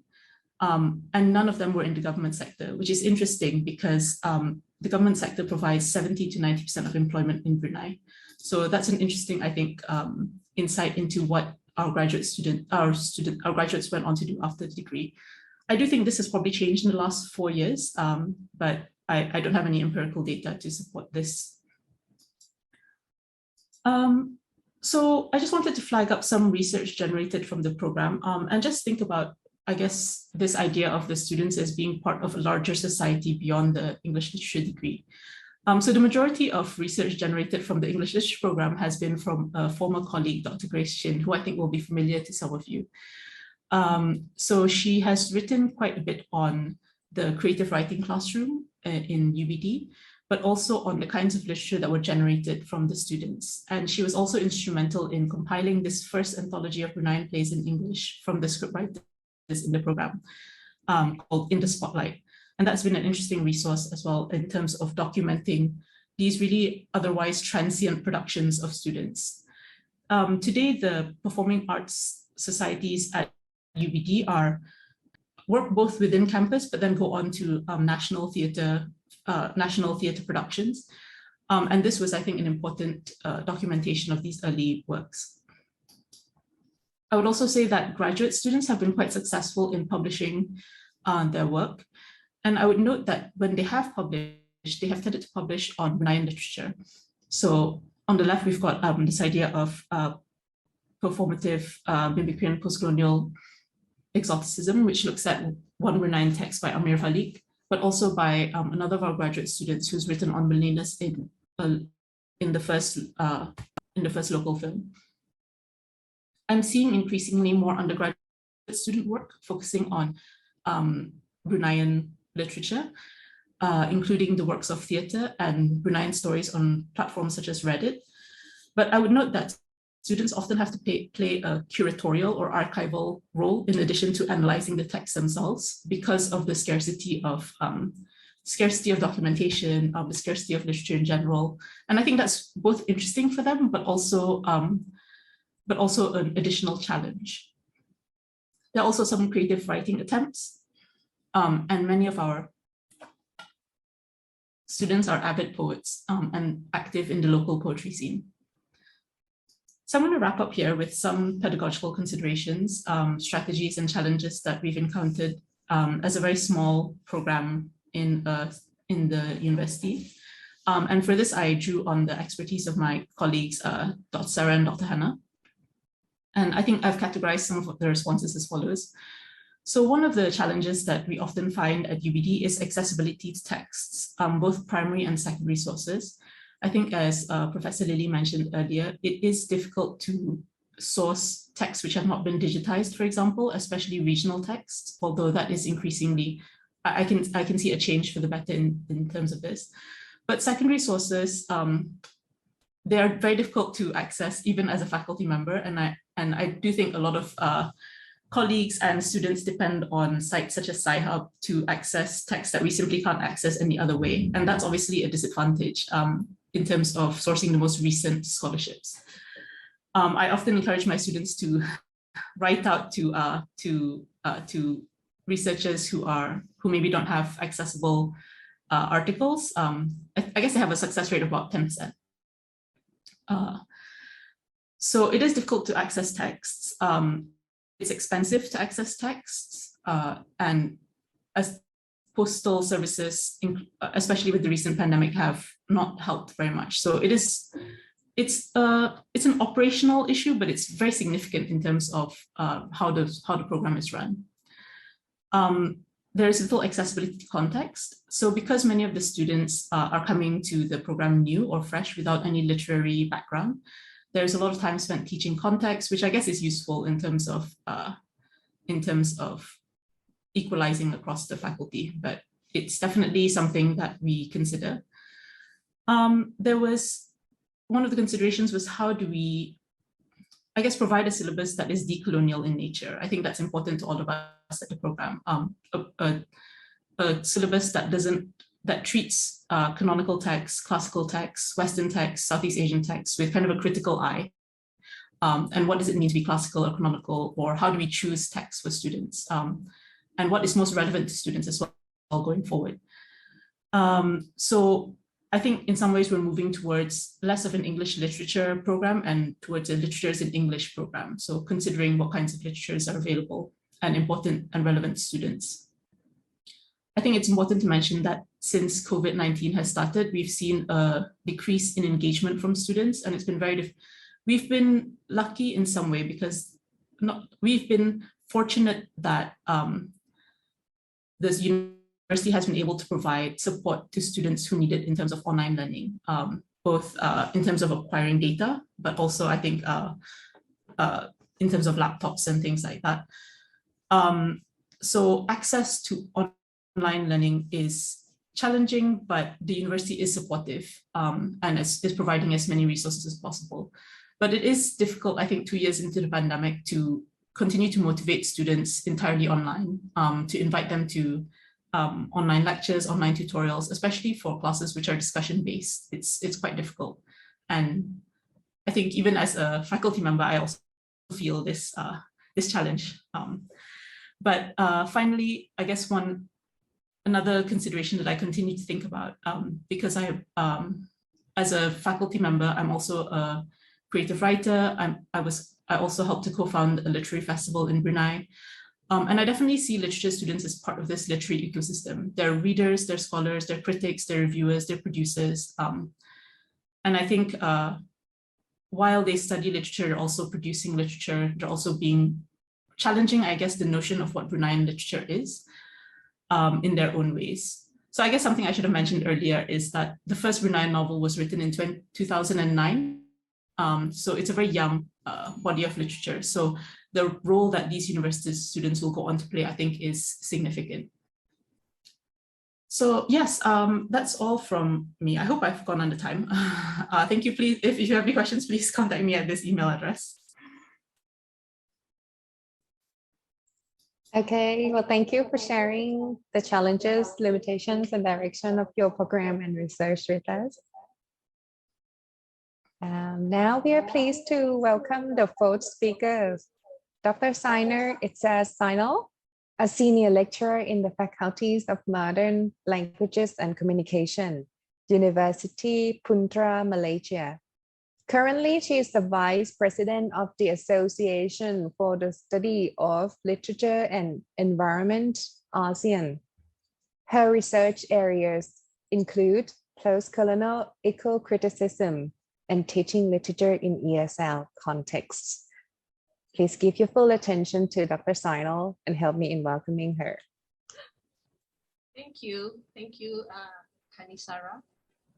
I hope I pronounced your name correctly. Is my voice loud enough? Is everything clear? Yeah. Yes. Okay. Yes. Yeah. So thank you for having me. I am really excited for this first ever webinar on teaching literature to ASEAN university students. Thank you for having me. My presentation today, I'm going to share with you guys findings from a study that examined the use of group work BUSCs in an undergraduate English literature classroom at UPM. So this was a study that I conducted more than a year ago. So maybe we could learn something, yeah, from this study. Okay, so this is the outline of my presentation today, right? English literature degree programs are usually expected to produce graduates competent in reading, writing, communicating, debating, analyzing varied levels of meaning and understanding social and cultural issues. So consequently, courseworks are usually designed to emphasize and enhance speaking, reading, and writing skills. However, in an increasingly globalized world characterized by the incorporation of IT and domination of digital natives in the classroom, 21st century skills such as creativity, media literacy, and technology literacy are equally important. So such skills are often integrated through instructional approaches such as project-based learning, which promotes the application of knowledge and skills through an engaging experience. So a major aspect of the typical 21st century classroom deals with the question of how to engage the 21st century students. So this implies that teachers need to take into account how to optimize the unique criteria and habits of the 21st century students to provide engaging and meaningful lessons. So according to Bassnet, students studying English literature in the 21st century are visually literate. They can follow highly complex plot lines. They are more sophisticated potential readers. That classroom teaching and learning must face up to the changes in reading, in information gathering, in types of literacy, and in seeking to provide students with useful tools for their future. And as Brower and Clark said, teaching literature now requires the incorporation of fuller range of production media, film studies and TV production, along with writing and composition, and text media, TV, radio, film, and other non-print media, along with literature anthologies, textbooks, and other print-based texts. So George also highlights how 21st century literature students' content knowledge now not only includes knowledge of varied works of literature, but also skills in writing, speaking, and creating visual images, as well as skills in composing and responding to literature through the use of current technology. So these developments and challenges in the learning landscape imply that literature teachers need to change and adapt to 21st century learning by incorporating classroom activities or courseworks that bring together the expected reading and writing skills and skills that are specific to the information era we are now living. Research in the teaching of English literature in Malaysia is by and large concentrated in schools, based on the premise that English literature is taught as a skill subject, with the overarching aim to help students improve their English language proficiency. So at the tertiary level, English literature is mostly taught as skill subjects, particularly in undergraduate programs. To date, only 2 public universities here offer full-fledged degree programs in English literature and thus teach English literature as content subjects. So the present study was undertaken at UPM with students from the English literature undergraduate program as the subjects. So under this program, teaching is conducted mainly in the forms of lectures and tutorials with an increasing emphasis on blended learning. So most courses adopt either a 60-40 or 70-30 ratio in assessment, with 60% or 70% of total assessment premised on courseworks and 40 or 30% from final examinations. Courseworks often entail quizzes, written tests, assignments, and presentations. So some of this might be carried out as part of pair or group projects. So in our past practice, assessments often comprise of written essays. So changing the assessment strategy from requiring students to produce written essays to video essays thus seems viable, as it incorporates the expected reading and writing skills, 21st century skills, as well as the use of technology. So as a teaching strategy, video projects have been argued to support varied learning approaches such as authentic learning, experiential learning, constructivist learning, multimodality learning, and new literacies. So despite these positive outcomes, however, a number of challenges have been noted by researchers. Producing videos was too time consuming, there's limited access to technological resources, low motivation and apprehensiveness, lack of familiarity with the technology involved, grading, anxiety among teachers or instructors, and low quality of audio-visual images due to technical errors. So one way one way to approach video essay is through project-based learning. So its key features include learning by doing, real-world task or problem, teacher as guide on the side, interdisciplinarity, collaboration and group work, and an end product. So the benefits of project-based learning include improved academic performance, development of varied 21st century skills, increased motivation, and outreach beyond academia. So among the challenges noted are group work dynamics, preference for traditional teaching styles, time and resources, evaluation, and weightage of work. Yeah, so this study employed a qualitative approach to understand the students' perceptions of video essays and their experiences in completing a group work video project. The participants were 28 students majoring in English literature, who in groups of 4 or 5 produced a 3 to 5 minute video essay of original footage on any one of the poems, short stories, plays, and novels covered in the literature course they enrolled in. So technical training was not provided because from a quick survey conducted by the instructor, all students had done video productions in other literature classes. So over the course of 2 weeks, students recorded video and took pictures which were subsequently edited together with soundtrack, audio narration, and other visual and sound effects of their choice. So the primary data actually consists of the videos that the students produced, followed by data from structured interviews with the students. The videos were evaluated by 2 instructors.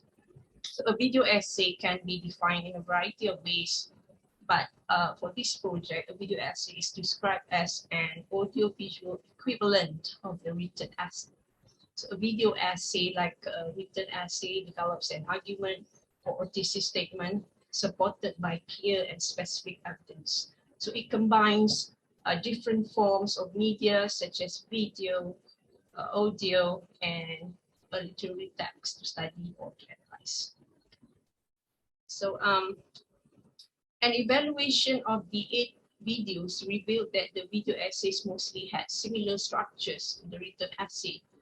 6 out of 10 video essays had the structure of written essays, which typically consists of an introduction, body, and conclusion tied to a certain argument or thesis statement.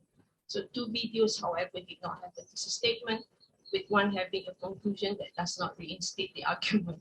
So one video which had a thesis statement showed that the thesis statement needs improvement. Now, this seems to imply that regardless of medium of presentation, similar structural issues that are generally found in written essays were also evident in the video essays. So overall, the videos reveal a range of technical quality. Some showed strengths such as a balanced sense of composition, whereby visual shots are symmetrical and consistent. Shots were also in high resolution, sharp and crisp, and good subtitling was also another added value. So in addition, some showed consistent use of font and font size throughout the video.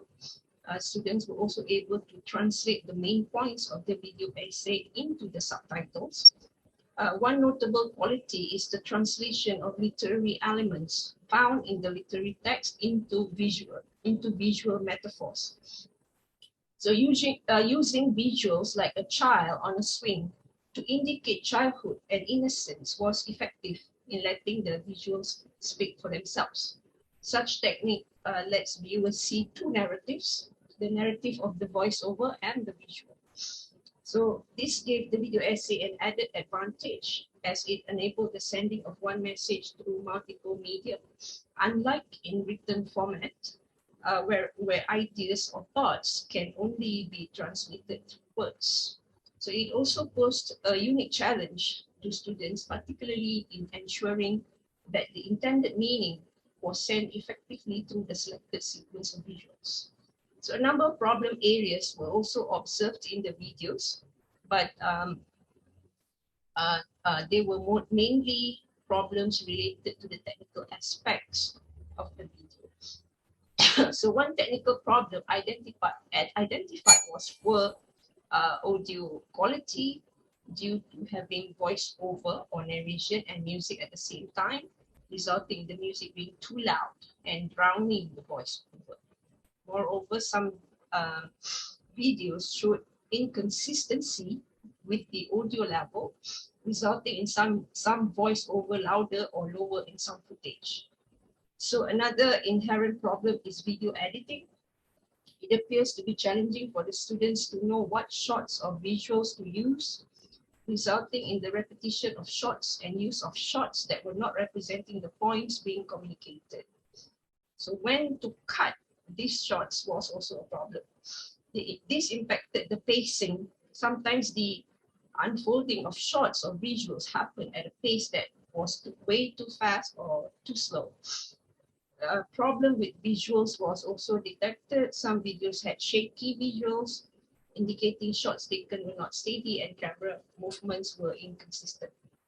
So other technical problems detected include missing relation between the footage and the argument advanced, too many titling or text used with visuals to support ideas, as well as grammar and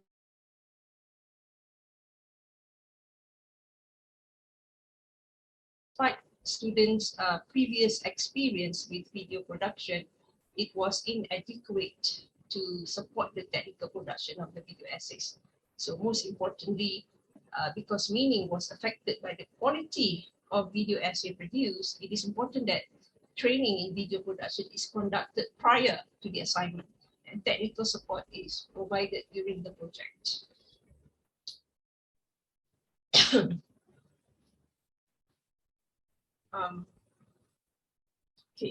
Based on the interview with the students regarding the process they went through in producing the video, all of them started the production with deciding the text they want to analyze, followed by discussing how to approach the text by choosing a critical framework. Some groups proceeded with looking for textual evidence in the text, followed by dividing the task among the group members, then working on technical aspects such as shooting the video, choosing animation, doing the voiceover, compiling all these together, and then editing. So all of the students agreed that the video essay and the written essay are similar in terms of the structuring or organizing that has to be done. Most of the students perceived the video essay as a challenging coursework. Most of them were preoccupied with producing a video that is interesting and easy to understand. Another challenge raised was time. Students had to plan carefully and complete the assignment within 2 weeks. So most of the students agreed that 2 weeks was sufficient, but they thought that a time frame of 3 or 4 weeks would be better. Students were also asked whether they preferred doing the video essay in a group or individually. So all of the students agreed that producing the video essay in a group is easier. All of the students agreed that most of the students perceived the video essay as, all the students agreed that, so sorry, agreed that the video essay should be part of the coursework for the literature course. Reasons were a video essay was fun, engaging, interesting, a different kind of assignment, can help with the grade, and it is hard to write an essay. So one group described it as an experiential learning process because they get to experience the poem. The students also found the video essay rewarding in terms of the marks allocated for the video essay. The video essay was allocated 10% of the total evaluation of the course, and most students agreed with the 10% allocation, but some thought that the marks should be between 10 to 20%. And when asked if they were given a choice between producing a video essay and a written essay, 60% of the students said they would choose the video essay. So as a coursework done as a group project, the video essay is an example of how expanding options for writing conventional essays using different forms of media such as video, audio, and text to study or analyze a text offers students rewarding and meaningful learning experience. So studying the students' perception resulted in recognizing that 21st century literature students' content knowledge should now include skills in composing and responding to literature through the use of current technology. And while there seem to be technical challenges, students to discuss this coursework earnestly and perform to the best of their abilities. And this study has implications on undergraduate literature program development, pedagogy, assessment, and practice. The findings show that the video essay assignment should be incorporated into literature programs because of its effectiveness in developing highly sought 21st century skills. Doing so will diversify assessment strategies in literature programs as current approaches seem to be limited to written essays. Is the time up? Yes, okay. Yes. Yeah, okay. So yeah, maybe I can say a few last words. I have some recommendations based from the findings of the study. You know, the study was limited to a small sample size and one literature course. So future studies could focus on larger samples, focus on the assessment of the video essays, the collaborative aspects, and the required competencies on the part of the teacher and the students. Okay, yeah, now I'm done. Thank you so much. Well, thank you so much for sharing your research with us. I hope this can give some ideas to our participants for their further research, study, or classroom instructions. And now here comes the last presentation. We are pleased to welcome Assistant Professor Thiranut Anurit and Assistant Professor Panida Munyanon. Both are lecturers of English Literature at the School of Liberal Arts, Mae Fah Luang University. They share common research interests in literature education, critical thinking skills, and reflective learning. Please give your full attention and help me welcoming them. Good morning, everyone. Can you hear me? Yes. Okay, thank you. So this research is a part of our big project that we just finished. And we conducted this together, me, Thiranut, and Panida. She will be the second part of this presentation. Okay, so the title of this research, how do you build a literature course and online resource for literature curriculum development? Okay, so the agenda that I will cover today, I will talk about the rationale of this research, literature review, method, results and discussion, and conclusion and suggestion. And for the rationale, I would like to share with you guys that in Thailand, literature, prior to the higher education level, literature is not important at all. They just see literature as reading skills. Okay, so and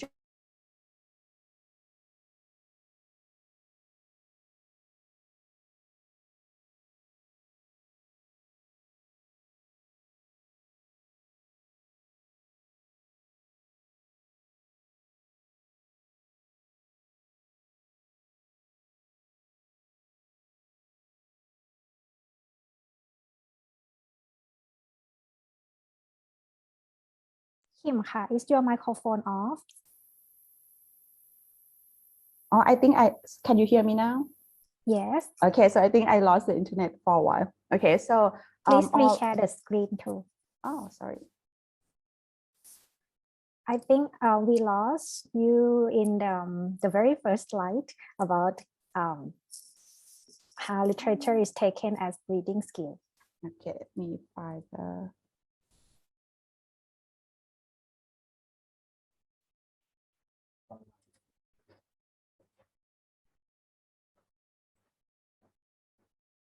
Can you see it now?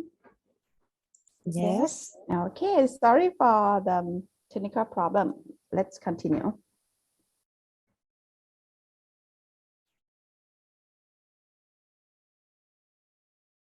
Okay, so around here, right? Okay, so in Thailand, people regard literature as reading skills. So right, and not like a couple years ago in 2017, the Higher Education Commission, they just launched framework for Bachelor of Arts, and all Bachelor of Arts in English in Thailand have to follow this framework, and we required to have a minimum of 12 credits of literature courses, which about 4 courses. And this framework, right, it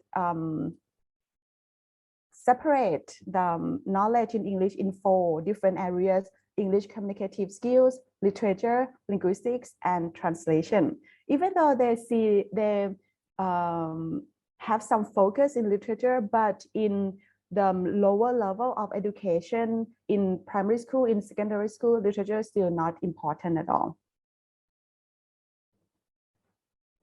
And in this framework, in TQF1, it's too broad for literature instruction education. It just gives some ideas like this to have learners read, analyze the structure, and interpret English literature. Learners shall have knowledge of important trends, processes, and issues in English literature. That's all that they gave us. So we as educators are struggling. We don't have clear guidelines for literature curriculum development. We have to meet the requirements, right? But in the same time, we lack experiences of curriculum development. So we studied by ourselves, and we did research, and we found that in order to develop a curriculum, a selection of course materials is one of key elements. So because it's gonna help to form an effective curriculum. So we started from that, and it became a part of this research project. So we studied text selection criteria in many areas, and we have a summary. In this way, we learned that there are 4 elements that are very important that we have to consider when we select text for our literature courses. Those elements are student, text, the course itself. The course here means like what is the purpose of the course, and how about the intensity of the course, and also the limitation in many aspects, like the limitation of resources, if student can access a resource or not, or the limitation in terms of economic factors of students, or even political climate. Some issues we can talk about, some issue we cannot at all. So we have to take this in consideration when we decide the course. Okay, and beside that, the purposes and context of English language learners are also important. In order to understand the purposes of learners, so we try to separate English users according to criteria 3 concentric circles. And there are 3 circles, as we know: inner circle, outer circle, and expanding circles, right? So as we know that inner circle, they are the first language. They use English as official original native language. They are the norm provider. And in the outer circle, English is second and official language. These people, these countries, they are the norm developer. And in expanding circle, which is Thailand, the context in Thailand, English is our foreign language or 3rd or 4th language for some people. And we are norm dependent. We don't develop the norm ourselves. We depend on inner and outer circles norm. And so while researching, reviewing the text that we might be able to use in our literature courses, we found that the data that we found, it's like huge, it's immense data, right? And at the same time, we don't have tools in the process of text selection for literature curriculum development. So we try to come up with some solution, and we initiate an online database to facilitate educators in selecting materials for their courses that we think that it might help or educators who have to develop literature courses, their life easier, as well as our life easier. Okay, and then I'm gonna move the microphone to Panida. She will explain the method until the end of this presentation. Okay, thank you, Ajahn Thiranut. For tools, next please. Okay, so we use Cashew 3 concentric circles of English. So we have 3 circles, and then we select the top 5 for each circle. In total, we expect to have 30 universities. And as for details of literature courses, it's just the necessary information, for example, course title, course description, teaching materials. Okay, let's go to the details of data collection and analysis. For content variety, we select the top 5, as I mentioned earlier, and then we categorize them into 3 groups. However, some universities were ranked in both systems. So in the end, we end up with 24 universities that involved in our study. For course information, we gathered course titles, description, teaching materials if they are available for 37 undergrad programs from the official website of its affiliate. And then we assess whether each curriculum should be categorized as a literature course. For the result, okay, in the end, we have 24 universities, 7 in inner, 8 for outer, and 9 for expanding. Altogether, as far as we could find the information, we have 762 literature courses. And for the picture here, we can see that we have lots of courses available in inner circle, the second for the outer, and then the third for expanding. Next, please. Okay, this is the product of our research. We came up with the website literatureresource.com. Let's say if we search the search tab, if you click it, drop down providing this information: university, school, curriculum, literature related courses, course description, reading material, content, or theme. Let's see the example here. I put the keyword identity, and here's the university that provide courses involved with this keyword. Next, please. Okay, and for example, here we have Nanyang Technological University with the course that involved with identity. Next, please. Okay, for the conclusion and suggestion. Okay, from this project provides us with the valuable information on literature curricula of the diverse and inclusive cohort of international English program. It helps us to explore the diverse literary trends of the world-based institution, and it offers the framework of material of what should be included in the curriculum development. We have these following limitations and challenges, as we have limited course information due to the confidentiality, and also in order to keep the curriculum, as the curriculum is the dynamic information, we need to keep our sources up to date. For the future plan, we plan to expand the project in order to have a deeper exploration of English literature curricula in Thailand and in ASEAN. So this area encompasses a diverse cohorts of countries located in both outer and expanding circle of Cashew 3 concentric circles of English. Okay, lastly, we hope that this project will be able to share knowledge and help one another by utilizing technology to bring ideas in the world of literature education together. Okay, and that's it for our project.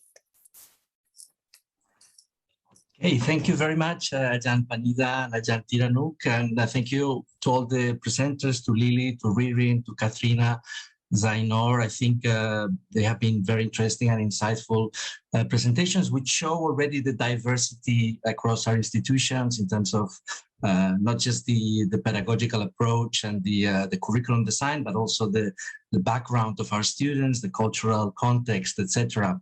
So now we will begin a panel discussion, which will last, we still have about an hour left. So hopefully this will be enough time for questions and answers, and for any discussion that the panelists might want to engage with. So for this last part of the webinar, we wanted to have a panel which was as broad as possible. So together with the presenters, we will now be joined by other faculty members from the various schools that are participating in the event. And before we start, if I can ask all the panelists, including Dr. Chu, if she's back, to turn on their camera so that we can have at least the illusion that we are all in the same room. And so during this debate, I will be acting as the moderator, but I think it's important to keep it, to keep the discussion lively and informal, as dynamic as possible. So please feel free to raise your hand if you want to intervene, or simply open up your mic and share your thoughts. And as for the members of the audience, I would ask you to keep sending your questions to the chat, and I will be passing them on to the panel. So we already have some questions, not that many, but hopefully some people will be sending them. But I would like to ask the first question, if I am allowed, which is a little bit provocative. But at the same time, I think it's quite important, because we're speaking of the ethical dimensions, especially from Dr. Chu's presentation, in a region which is has a lot of differences in terms of sensibilities in ethical issues and cultural issues. So my question is about the so-called immoral books, and what is their role in the classroom? So especially in the face of sometimes narrow, conservative, or normative ideas of morality, which, as Dr. Chu mentioned, they're very often confused with ethics, right? And there's a famous quote by Oscar Wilde, which many of you probably will know. He said, "The books that the world calls immoral are books that show the world its own shame." And of course, he himself suffered personally that kind of moral oppression based on the dominant values of his time, particularly regarding homosexuality. And also Martha Nussbaum, who Suzanne Chu mentioned in her talk, insisted on the need to include books that challenge and even offend, she says, our accepted ideas of virtue, precisely because they might force us to recognize and engage with otherness, rather than simply trying to colonize it. And she says, she writes in her book, Cultivating Humanity, offensiveness is not at all by itself a sign of literary merit, but the offensiveness of a work may be part of its civic value. And also, Dr. Chu, at the beginning of her talk, she mentioned Diogenes, reminding us of his defense of cosmopolitanism in a time of particularly narrow adscription to the polis. But of course, Diogenes was also notorious for his provocative, even offensive attitudes towards the morals of his time. So here's my question, and I just leave it for anyone who wants to answer. Are there any immoral books? And should books that challenge, even offend, established or dominant ideas of virtuous moral behavior in our society, should we exclude them from the literature classroom, or should they be included and actively discussed? And if that's so, how should we do that? Okay, I'll take a stab at it. Can you hear me? Yes, go ahead, please. I think these are difficult questions, because literature is always the field where there's always this contestation of power, who has the loudest voice often has the loudest say. But I want to first state that a majority of literary works are immoral. If you think about Shakespeare, there's so much violence, in King Lear, the person steps on Gloucester's eye or something. There's a lot of violence, there's a lot of murder, there's a lot of sexual innuendos. I mean, I think all literature has degrees of immorality. Okay, that's one. I think that in the classroom, we are not teaching moral education. And so I think that the classroom should be a space where teachers, as well as students, have opportunities to actually select texts. So for example, I think I mentioned in the chat, like in our postgraduate course, there's an assignment where students have to create like a package where they have to select texts based on a given theme. So in this way, they are creating their own anthology, based on a given theme. But I guess the question is the criteria of text selection. So one of the things I would say is, my first criteria would be the intention, or what they think is the intention of the implied author.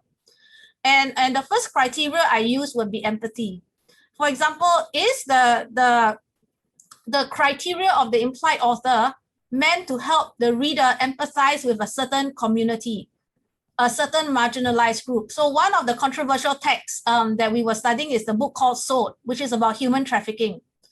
And it's actually very violent because it concerns a scene where a girl is raped, you know, and I think at first a lot of students said, you know, they can't teach this text. I mean, we are studying this text, but if they're going to be literature teachers, they will not be able to teach this text in the school. But then the discussion went on, and we thought, what is the intention of the implied author? It is not to teach violence. It is to help. It is to help students understand people who suffer violence, and there's a difference. So I think that's one criteria. If you are selecting a text that allows the reader to understand a marginalized group, whether it concerns gender, sexuality, racism, all forms of injustice, then I think these voices deserve to be heard in the classroom. But if the text is deliberately fosters intolerance in some way towards a particular group, then we might question whether we want to include such a text in the classroom. Yeah, so that's one criteria that we might want to consider. Yeah, I think Lily, you've got your hand up. Yes. In addition to what you have just said, Suzanne, I'm also thinking of censorship. There are many countries in Southeast Asia with very strong laws on censorship, and there are just certain books that we cannot read or topics that we cannot discuss openly or publicly. And although in the Philippines, we don't have that anymore, but there was a time during the martial law era when military people will sit in our classroom and listen to what we say. And as a literature teacher, we have to learn how to navigate around that. And I was just telling Norita is that, you know, we would speak in metaphors, you know, that the students will understand, but the soldier in the classroom will not, you know, because he's not trained to understand metaphorical language. So immoral books or banned books, for that matter, is indeed, you know, a very central issue, especially in countries with very strong censorship laws. It's something that we have to grapple with as literature teachers. We have to find a way around it. I just want to share something interesting, just to end my little spiel here. In the 1980s, the novels of Pramudia Anantatur was banned in Indonesia. So our Indonesian colleagues will tell us that. But it is required reading in the Philippines. So that kind of, what do you call that? Contrast, I guess, no? That kind of contrast is interesting because what will be banned in one country is acceptable and required even in another. So the Filipinos read the novels of Pramudia much earlier than the Indonesians did. Okay, so that's all I've got to say. That's actually very interesting. I think it links with what Professor Kaur, Hardef Kaur, was mentioning in the chat. She says she was asking, I think, after Dr. Chu's talk, sometimes we have students from different backgrounds, liberal, conservative, but we could also extend that to different countries or different ethnicities or different languages, religions. How do we discuss issues like LGBTQ or any other, you know, these confrontational issues or polemic issues, and that would include also political issues, institutional, etc. And I think Norita also was mentioning something similar. How do we maneuver in the classroom these limitations in practice? So I would leave that question for anyone. I think that's the beauty of literature, which is that you can take a distanced approach, meaning that with all these controversial issues, you don't have to start with your country first. Like, let's say I'm dealing with LGBT, right? Maybe I can discuss a text that's situated in a different country in Europe or something and discuss the circumstances there. In that way, I may not have to deal with the politics, the political issues of my country. So I see that it's the pedagogy that maybe is more important. It's the how we teach these controversial issues. Okay, that being said, I also think that in all countries, there are certain, what in Singapore we call out-of-bound markers, which are areas that I think are definitely very difficult to include. So things like things that touch on religion, for example. Like, for example, Salman Rushdie's text, The Satanic Verses, where such a text might be very controversial because it critiques Islam. Such a text may, I think the teacher has to be very cautious when it comes to religion. When it comes to things like queer theory, in a lot of Asian societies, it's still controversial, it's still conservative. So if we wanted to touch on issues that are politicized at the present moment, then we will have to think of the pedagogy of doing this. Whether it means dealing with contexts that are foreign to Singapore, to your own country, or I don't know, like maybe them like, yeah, reading texts or documentaries or doing their own inquiry research, like students doing that before directly discussing this in the classroom. In that sense, if we're using texts that are separated or distant from the actual context where we are, aren't we sort of like limiting the debate? I mean, I'm thinking, for example, the very very common text Animal Farm, right, which we often use for discussing political conflicts, but it's very easy to delocalize those issues. It has nothing to do with us, right? I mean, we place it in the Russian Revolution, you know, the 20th century, you know, things that really don't affect us. And that allows a certain margin for students not to engage with the actual issues that they will find when they go outside of the classroom in their own societies. And also it tends to silence the voices of the actual people who are writing and struggling. And I think Lily was mentioning also, and some other speakers about that kind of resistance, right, in the face of injustice.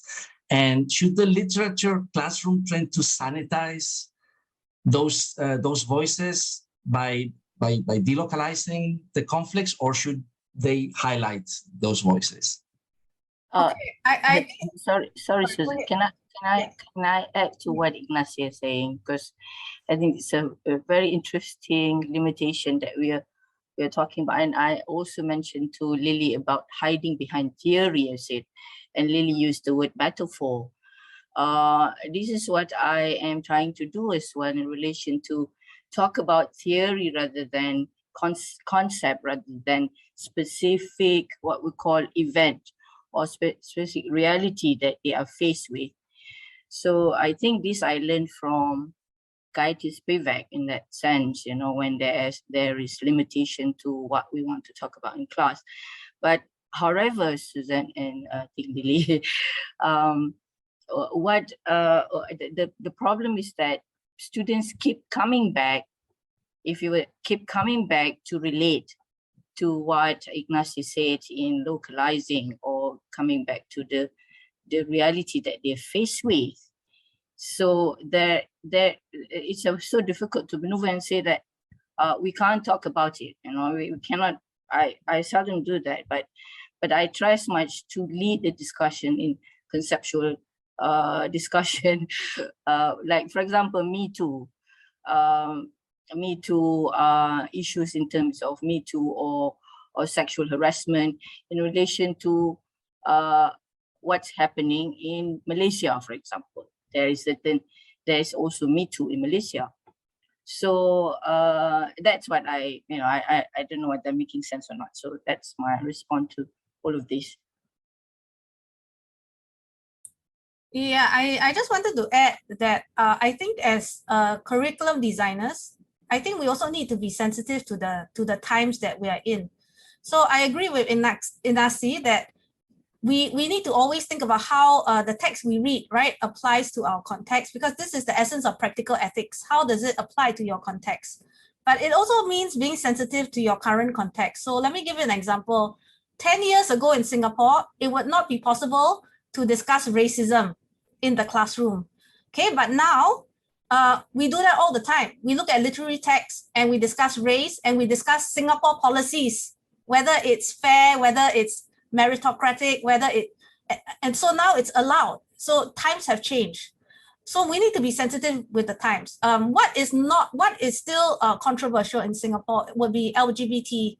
So for example, with these controversial issues, because it's still a hot button topic in Parliament, I would take a more distant approach, meaning I would allow students to discuss this, but at a different context, just because it gets very contentious and it's still politicized. Yeah, so I think teachers were always negotiating, between what is the current climate, and we need to be sensitive about what's allowed and what will not get the students into trouble. Okay, like just to give another example, 2 years ago, one course in NUS, Yale, was shut down because it pushed the students to think about protest. It was a course on protest and sign making, and the government had to step in and shut down the whole course. So I think if you are being directly confrontational, and I think the state will get involved. Yes, and linking with this discussion, there's another topic which some of you mentioned in your presentations, which is of course extremely important, is the selection of the actual text that we read, right? So the canon, and that has multiple dimensions. Some of them cultural, some of them political, some of them ethical. And so how do we go about choosing the text? Because as some of you mentioned, we tend to some of the literature classes are designed as being the great works of the Western canon, which has all that weight of the colonial history, right, behind it. So what can we do from our perspective as ASEAN-based literature teachers to select texts that allow us to move beyond those preconceptions? I know that some of you already mentioned that in your presentation, so maybe you want to develop, or somebody else might want to discuss that. Can I add to that, Ignasi? And I just want to ask how much or percentage that when you choose a text, do you allow students to choose themselves for class? Do they have rights to choose what text they want to read? How do you respond to this kind of what we call requests? Maybe they said, can we choose our own text? I think Suzanne mentioned her activity where she's asking students to create their own anthology, which goes to this kind of participation, right? But I want, and I think Norita's question, I mean, I would throw it back to everyone.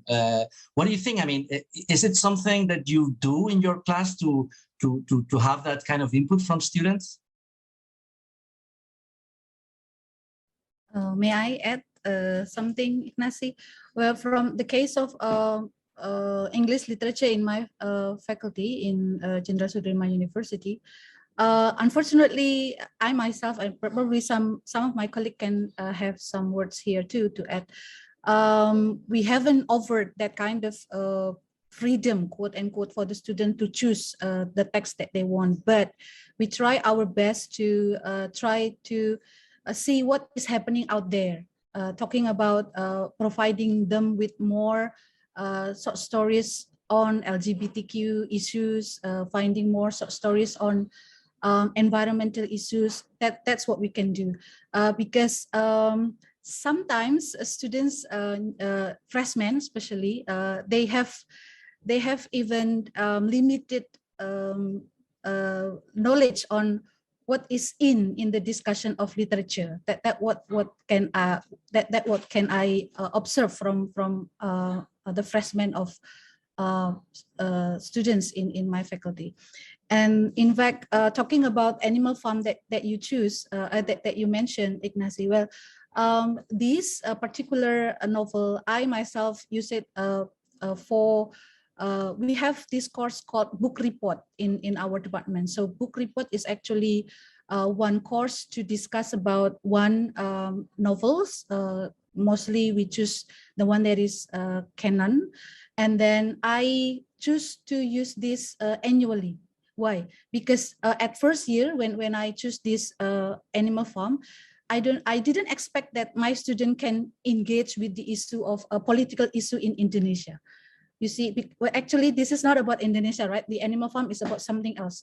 And years ago, the history is way years ago. But then every years, more students can engage or can relate the issue of what is reflected in animal farm with the issue of our country. So probably choosing texts like this, we can always see what is the background of the country. I mean, the background of the student, where the students from. They are, the political issue in Indonesia is very various with this and that discussion. That's why they can, to my surprise, first years using this work, they can relate. And then the second year, with another batch of students, I'm using the same this animal farm, and they can still do that. So it means that, oh well, this is teaching something, teaching student with the other countries' historical or political issue, but then they can always relate. So that's why I think choosing certain literary texts, we have to consider what kind of background that the students have in their mind and also in the society. Yes. I think, Dominic, you have. Yes, hello, I'm Dominic. I'm from the Philippines as well. I just wanted to add some thoughts to that, I suppose. For my context is that I teach with Ma'am Lily. I teach at least recently I've been teaching Southeast Asian literature primarily. And so with regards to the question of, it's kind of funny when you talk about the question of making them choose, because my experience is they don't know what to choose because they don't know anything about well, maybe a few names, but for the most part, they don't know much. And so in a way, the problem is not so much, the problem is very much a question of what to let in, what to filter, because there's just so much. There's so much to cover and so little time. And so I find like, so for example, there's so much to do in so little time, and I myself am more familiar with some things than others. And I've found that, so in the Maritime Southeast Asian class, for example, I'm familiar with Philippine lit. I'm more or less familiar with Indonesian lit because I can read it. But Malaysian lit was a little half and half because I could still read it, but I don't know so much about it. Singaporean I was building on it. So this is very imbalanced class on how to teach it. And then there was the problem of getting access to the texts, because it's getting better, but there's not much access. And I have a lot of books on myself, but my books are all in Indonesian. So it's not like I can give that to them. It has to be translated first. So I was thinking is that a lot of the times with selection, and this kind of connects to the previous question with issues of teaching immoral texts or censored texts. A lot of my approach has been trying to strike this balance between somewhat of a balance between what is recognized within the country as sort of the texts that are read, so somewhat canonical, but of course, the more you know about the country's literature, the more you realize the debates about it. But there's that element, but also balancing it with elements that my own students will be familiar with. Luckily for Southeast Asia, that's very easy. So you want to talk about literature under dictatorship? Very easy. You want to talk about literature, conflict with colonialism? Oh, that's very clearly connected. So there's this kind of easy, it's easy enough to find parallels with that. And so that tends to lead my choice of selection. Of course, and then that connects with what was brought up earlier about, sometimes you can talk about things that are happening in your country through things that are through the literature of another country, and there's a little more open space there. In our experience, at least in UP, as I think Ma'am Tope has kind of shown, is we're quite open. We can talk about quite a lot. I suspect more than most of the universities represented here at the moment, given what I know about each individual country. But it is tightening a little bit as well. Like recently, there have been libraries in various universities in the Philippines that have been basically raided by the military to try to get rid of radical texts. UP itself hasn't happened yet, but you never know. The election, quite interesting things are happening in the election. So it's all very controversial. But with regards to that, I was thinking, just to bring up another question, sorry, this is a little scattered, but it's kind of tying into the other questions as well. And I was thinking about this since earlier when I was listening to the speakers from Universitas General Sudirman. I was thinking about the issue of basically the demographic that we're teaching, because I noticed most of us are in English departments, except for Universitas General Sudirman, where you have the tripartite division, right, with Japan, English, and Indonesian. And I was thinking, and then when we look at the last presentation, and there was those three circles of English, right? You have the inner, outer, expanding, and most of us are either in the outer or expanding, right? So I would imagine Singapore, Philippines, Malaysia, colonized by English speakers, were in the outer probably, and then the others might be in the expanding. And so I was thinking, like, what are the demographics of our students? Because we are talking about, we have to be able to adjust things to the backgrounds of our students, right? Because they do. And those backgrounds, of course, there's some variation, but those backgrounds, I suspect, come from, there's a pattern.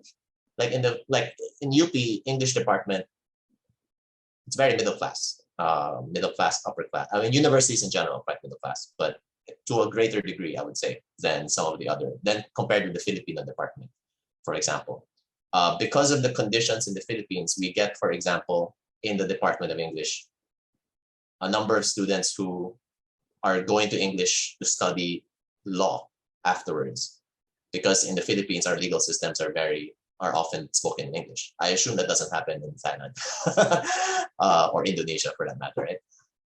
So I imagine there are patterns to the demographics of our students. I imagine those patterns will change the kinds of conversations or the way we speak about certain conversations. And I was curious about what those patterns might be in the other countries. I'm more familiar with the Philippine pattern. I'm not so familiar with what's happening everywhere else and how that might affect conversations. That's it. If I can follow up on another question on what you were saying, Dominic, because I think it's interesting, this idea that perhaps across different countries and within each country in ASEAN, there's a lot of differences.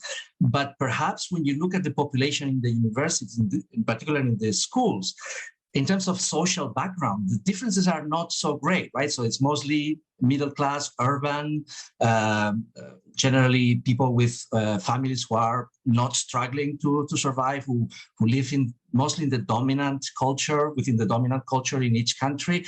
And when we're thinking about the selection of text, and some of you also were talking about the difficulty of finding text and having to use translations into English, for example, when we're talking about Southeast Asian literature, and which texts are translated into English?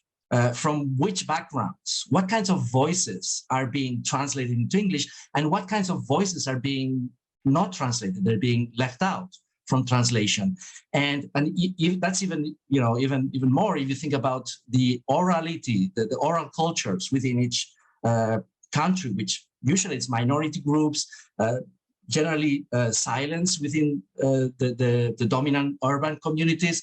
What can we do in our literature classes to bring those silence populations into the classroom? Some of them probably our students have never even have access beyond stereotyping and these kinds of prejudice through media, etc.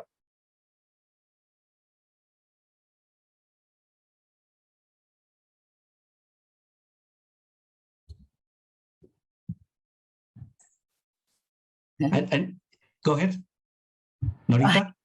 Okay, sorry. I'm so caught with this idea that Suzanne, I'm sorry, Dom, but I agree with what you said in terms of all the problematics we have in terms of our choice of text. But Suzanne threw a very interesting suggestion of doing an Asian transnational, I hope transnational sort of course that we have. So I know I had attended one, and then the Anthropology Association. This was initiated by colleagues in Thailand. They call it, they work with the European universities to get onto the Asian, the study of transnational program, they call it. So I wonder if we could do the same in relation to literature transnational curriculum, because what we have now, we bring the text on our own into our classes, which actually is considered also transnational in relation to our choice of books or texts that we do. But now it's the transnational curriculum that we're talking about that Suzanne just suggested. So I don't know how possible that is, but it is really indeed a good idea if we could come up with that or start experimenting with one. I am very excited about such an idea because a lot of times we are not experts of those cultures. I think like what Dominic says, no, if I'm going to teach about poetry from Burma, I mean, I may not know the culture enough, or from even Malaysia, our next door neighbor. So I can imagine such a course. Maybe it might cover maybe maybe 5 or more regions, and then maybe for each region it could start with talking about who are the significant voices coming out from those cultures. So it introduces students to who are the contemporary voices, because a lot of times my students are very familiar with the Western writers, like your Shakespeare, your Arthur Miller, your whatever, but they don't know who are the, if you ask them who are the well-known writers in Asia, I mean, they maybe only cite Amy Tan or something, So I think we need to introduce them to exemplary voices, maybe from each culture, then maybe interesting forms, aesthetic forms and styles that maybe emerge from particular traditions in those cultures, and maybe there's time for them to look at the social historical context, like how do these texts speak to certain political issues and events in those cultures. So I think we could design an online course, and then if there are 5 or 6 tutors, each one prepares a video lecture on this, and then it could be asynchronous, but there could also be synchronous Zoom sessions where the students from different cultures come together online to discuss the text together. I think that would be very exciting. I think everybody agrees it's a great idea, and we should get to work on it, right? I mean, we are here 5 universities from different countries, and I think we can make it happen, definitely. And I want to ask you another question because we're running out of time, but we've been touching on the canon, and we've been touching on other issues, but how about the actual pedagogy? And some of you in your presentations, you mentioned, I have a question here from Tina. How can the inclusion of selected sustainable development goals in a literature classroom enable the students to not just express themselves on paper, but to move beyond the classroom to practice these goals and create awareness confidently? And Dr. Chu, in her presentation, she talked about the holistic triangle, and she stressed the ethic vertex in terms of actual active learning, right? And action, not just the analytics, but the action, the practical ethics. And and some of you mentioned, for example, the role of creative writing, like, for example, Riri, Katrina, or Lily. Others, you described actual project-based learning, like Riri or Sainor. So what can we do in practice to engage in our students in active learning, especially in that ethical dimension? I just offer one very practical, maybe a simpler solution that I've done in my classes, which is to actually tie up with non-profit organizations. So for example, when my students were looking at migrant literature, migrant writing, we were looking at the work of foreign domestic workers in Singapore. And so we will look at poetry written by them, but then we also did a learning journey to visit the Migrant Workers Association. So we visited their dormitories, we interviewed the people working there, you know, and then during these exchanges, there were opportunities for them to actually serve. I mean, it's up to them whether they want to take it up, but the organization invited them to come in and help in the soup kitchen, in this and that.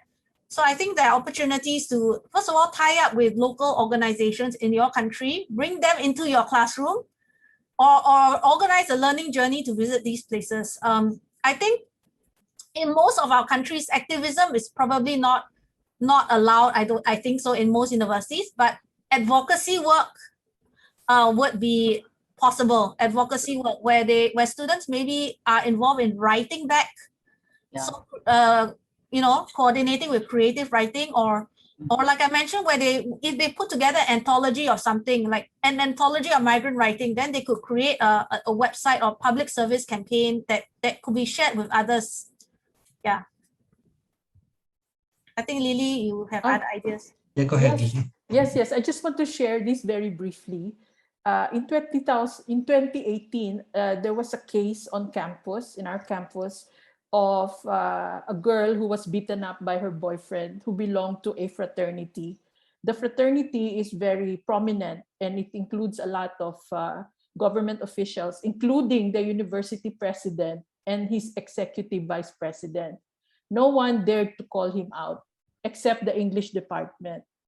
So in a way, I think through the efforts of both faculty and students, this is something they learned in gender studies through literature. And they made a request for a kind of, what do you call this, protest. By the way, in the Philippines, protest is allowed, and the university is a hotbed of protest. And so they requested a kind of protest activity just to call the attention of the government officials. So during that activity, the audience had come up to the microphone and said their piece, about violence against women in the campus. This led to the president issuing a memo against violence against women in the campus. And the interesting thing here is the executive vice president, who's a member of the fraternity, called his brothers and told them to protect the aggressor. So we didn't catch that, but anyway, what I'm saying is that what the students learned in the classroom can easily be translated into some kind of political action. It may not be big, but there is certainly an effort on the part of the English majors to apply what they learned in the classroom as far as gender studies is concerned. Thank you. Thank you. Those are very interesting points. And if I may add perhaps also the ethnic aspect of that, because here, for example, here in Chiang Rai, we live in an area which is extremely diverse in terms of different ethnicities. Many of them are underrepresented in the general discourse, in the media, etc., and also stateless people and migrants.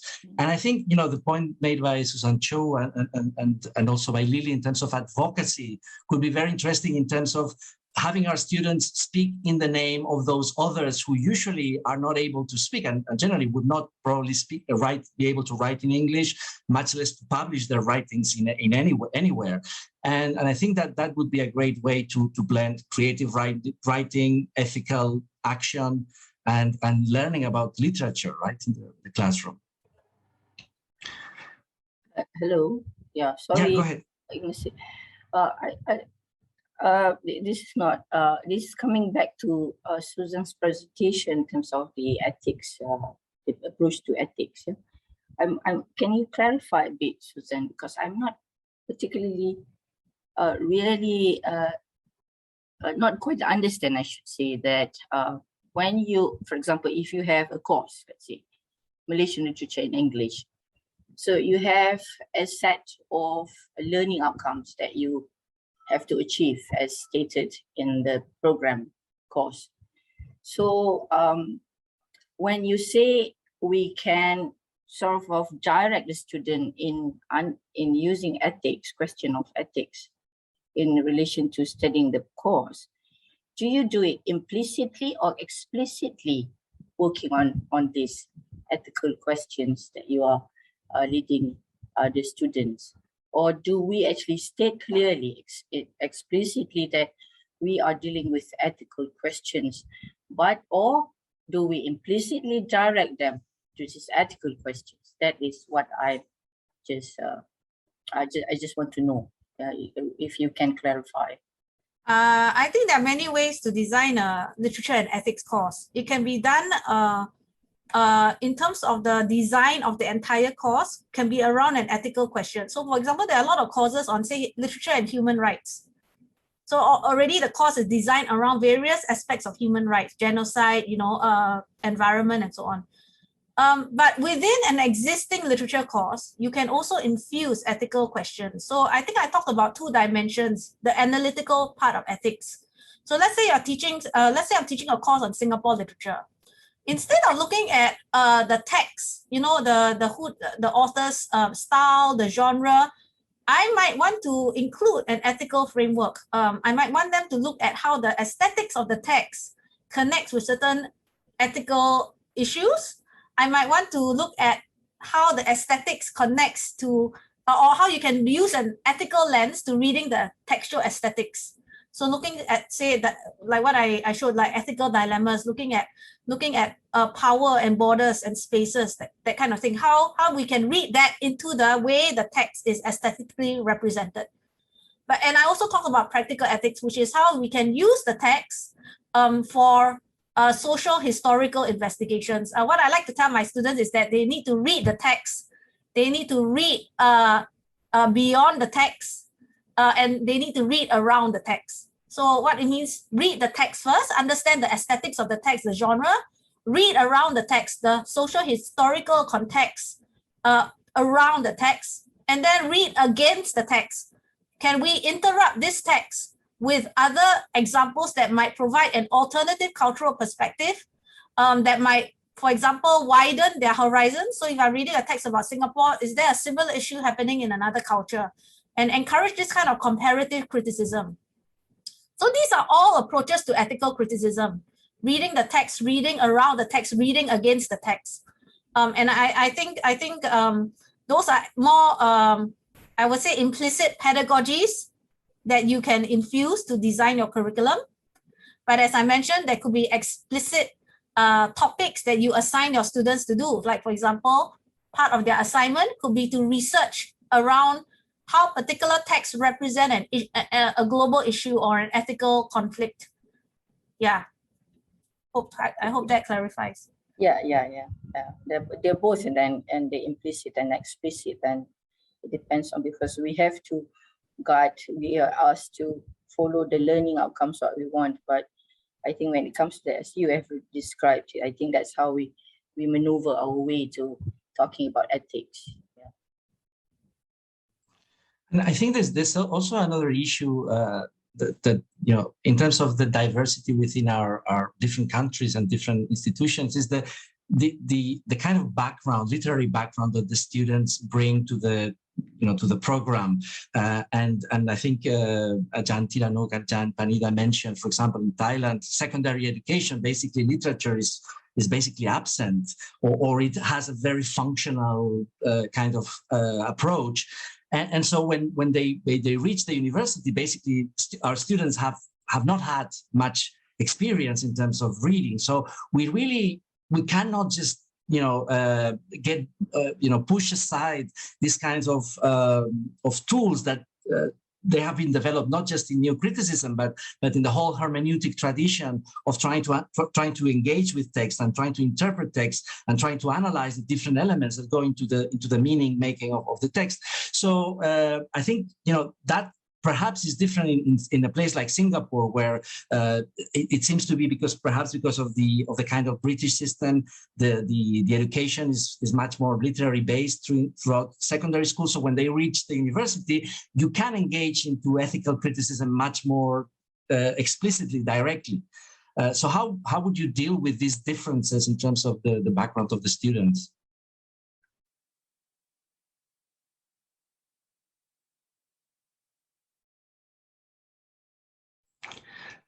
How about reading? Can you tell us about Indonesia and what kind of background do your students have when they reach your university?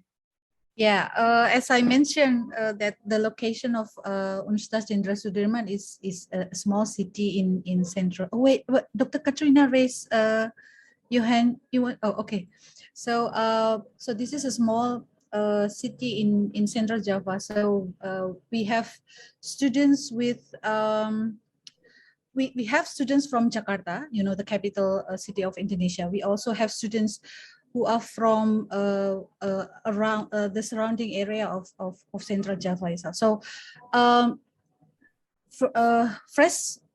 freshmen of English department, usually they have sort of limited readings. Like they, in fact, when they know what actually English department student is, they quite, oh, we learn this kind of analyzing literary work. So some students, they are quite surprised with what they have to do, especially when because usually I teach a book report and also introduction to literature, where I teach them the first experience of this is literature and this is what you have to do with analyzing literature. So these freshmen, usually they are not not yet familiar with what we are doing in the world of literary criticism, in the world of literary studies. So with that kind of background, so we cannot like you know, just let them to have their own freedom to choose. We have to lead them, we have to help them, and also bringing the what is actually happening out there, like more variation of literary genre, more updated information about the literary theories and stuff like that. So yeah, we cannot just let them alone. Yeah, so that's what we usually give them, especially for the first year student. Yeah. Thank you. And Katrina, you wanted to say something? Yes, sorry, I'm going to try and phrase this. I'm working through this thought as I have it, so I'm just going to try and phrase it as clearly as possible. So thank you so much, Suzanne, for those really practical tips on bringing ethics into the classroom, I think. I guess my main question is to do with the position of the instructor or the lecturer in the classroom, and kind of trying to reflect on the positionality of the lecturer, because we also emerge out of certain socio-political conditions. And we also have, especially in Southeast Asia, a certain power position in the classroom. So you've got these amazing like practical tips for how to bring ethics, but also I guess I was hoping for some guidelines on how to bring some accountability to the lecturer or the because we as people are also, I guess, living in times that are changing. And I find that the work of contextualization, I always feel like a step behind, like, okay, these things are happening to me as they are happening to the students. These social changes are happening to me. And I find that even when I look back on my teaching syllabus, maybe 5-6 years ago, I think, wow, I could have done so much better. And I guess I'm trying to give myself grace because I'm also learning as a person, but also how do I as an instructor bring these contexts and ethics into the classroom when I am still kind of adjusting as well? Are there any fallback guidelines I can look at? I think this is a difficult question because at least in my university, faculty have a lot of autonomy. In fact, we often we don't dictate how they should teach. So we do have faculty who are very passionate and strong in their opinions. Oftentimes they teach the gender studies module or the post-colonial modules, but I guess one pedagogy that I myself try to practice is comparative, the comparative approach. One of the pedagogies that I write about and that I also teach my postgraduate students is this thing called the pedagogy of interruption. So the pedagogy of interruption emerges from ethical criticism, which is when you are teaching something, you try to interrupt the ideological position, even if you hold fast to it, because the idea of this is to present students with the various options. And the idea of this is going back to what I mentioned, that literature education, I think fundamentally is also not just about knowledge, but also is dispositional. And so building on the disposition of perspective taking and empathy requires that they understand diverse perspective, even if those perspectives may be against what you, the tutor, believe in or what the students believe in. So you might adopt a liberal stance on something, but I think the pedagogy of interruption would mean including a stance that maybe opposes you. And so then what you do in the classroom is that this then opens space for dialogue, for debate. At the end of the day, you may not come to a conclusion, and I think that's fine. But at the end of the day, students leave understanding these different perspectives. And I think that there's power in that, right? So they don't become ingrained, because actually research has shown that in this age of social media, we tend to only listen to voices that share our views.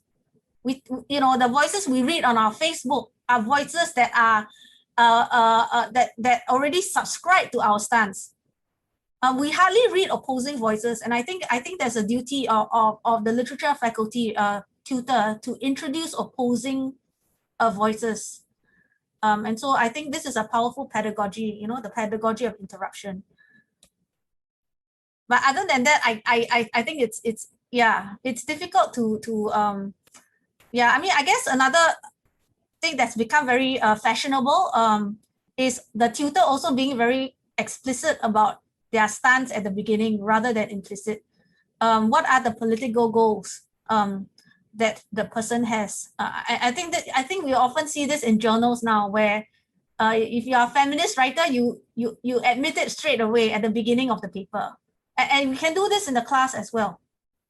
Yeah. If anyone has other suggestions, let me know. I'm also learning about this. I think I mean, those are great suggestions, and I think that we all struggle somewhat with.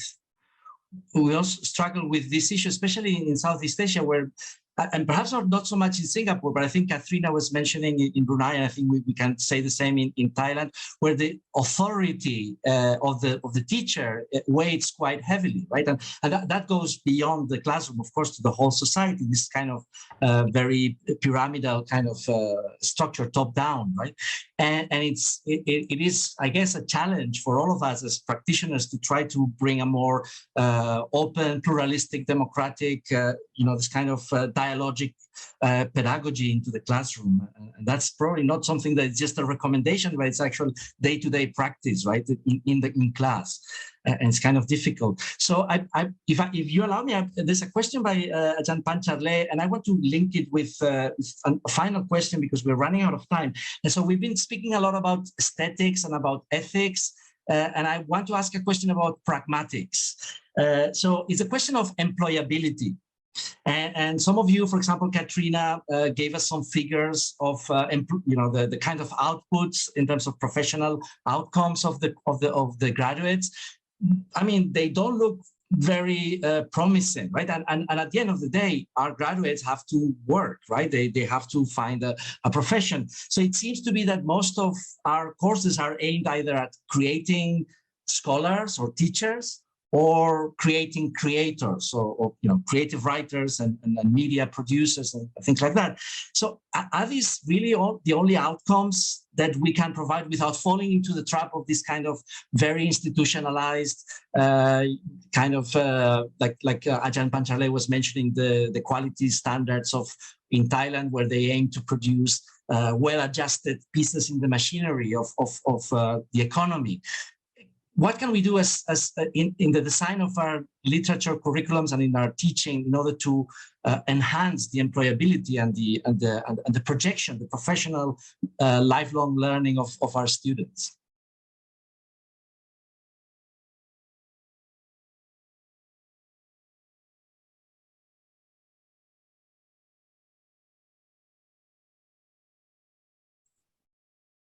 I guess that's a very difficult question.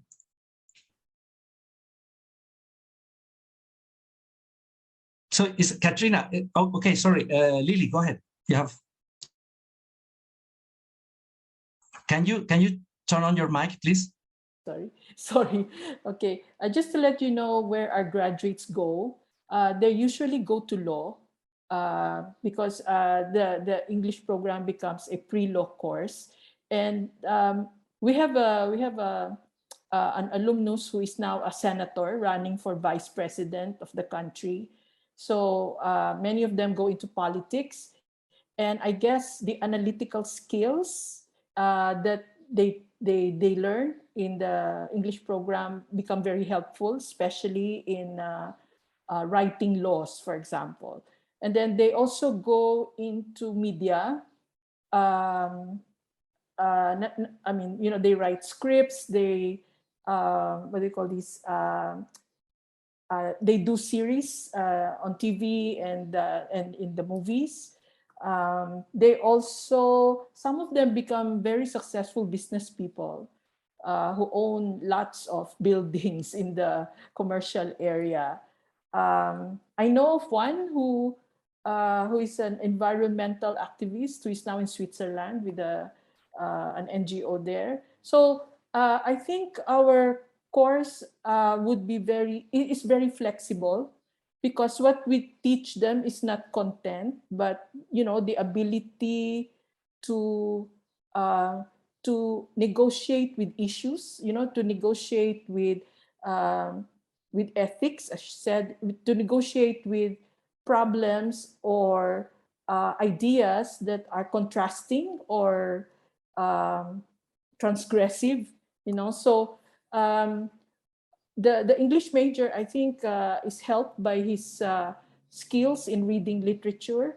You know, what I'm saying is that the literary skills that the person learns becomes he can be employed anywhere and everywhere, you know, so because he has those skills. And I think many parents worry, you know, when their children become English majors, because they think that their children are not going to be employed. So I think far from it. So they can go into any profession that they want, you know, with those skills. So, you know, they go to advertising, they go to journalism, anything with language and analytical skills, they are fit for that.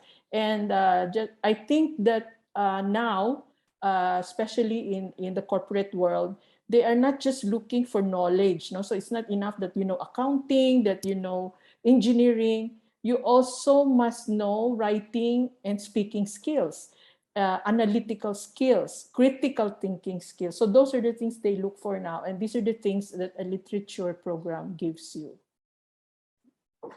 Okay, thank you. Suzanne? Yeah, I agree. In fact, Lily, you know, in Singapore, many.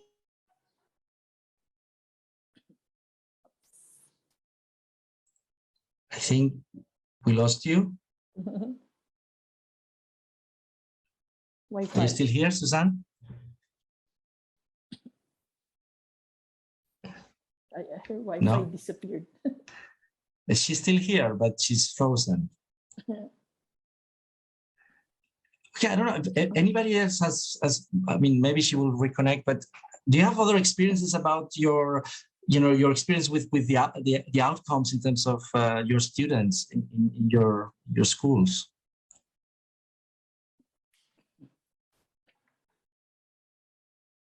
I think nowadays, the generation now, they're into entrepreneurship, you know, they become entrepreneur. They work on their own. So it's difficult to now even get hiring because of the economic situation. So I don't think we look forward to expect students to be hired even, but to ask them to use their skills to create their own jobs. That's what we've been doing, you know, talking to them, you know, like they have to. The problem that we have now, we are given students who language competency is in question. So this is the problem that we face. I know it's very, I don't know whether Suzanne is hearing this, because this is a very, I'm not saying idealistic, but the one thing that we have to face is the competency of students in the literature program. So that is one thing that we're facing with, that we need to attend to. Even questions on how to lead them in relation to ethics and all that. I suppose that we have been doing quite a lot in terms of directing or promoting critical, creative ways of getting students to relate to the realities or to the real world.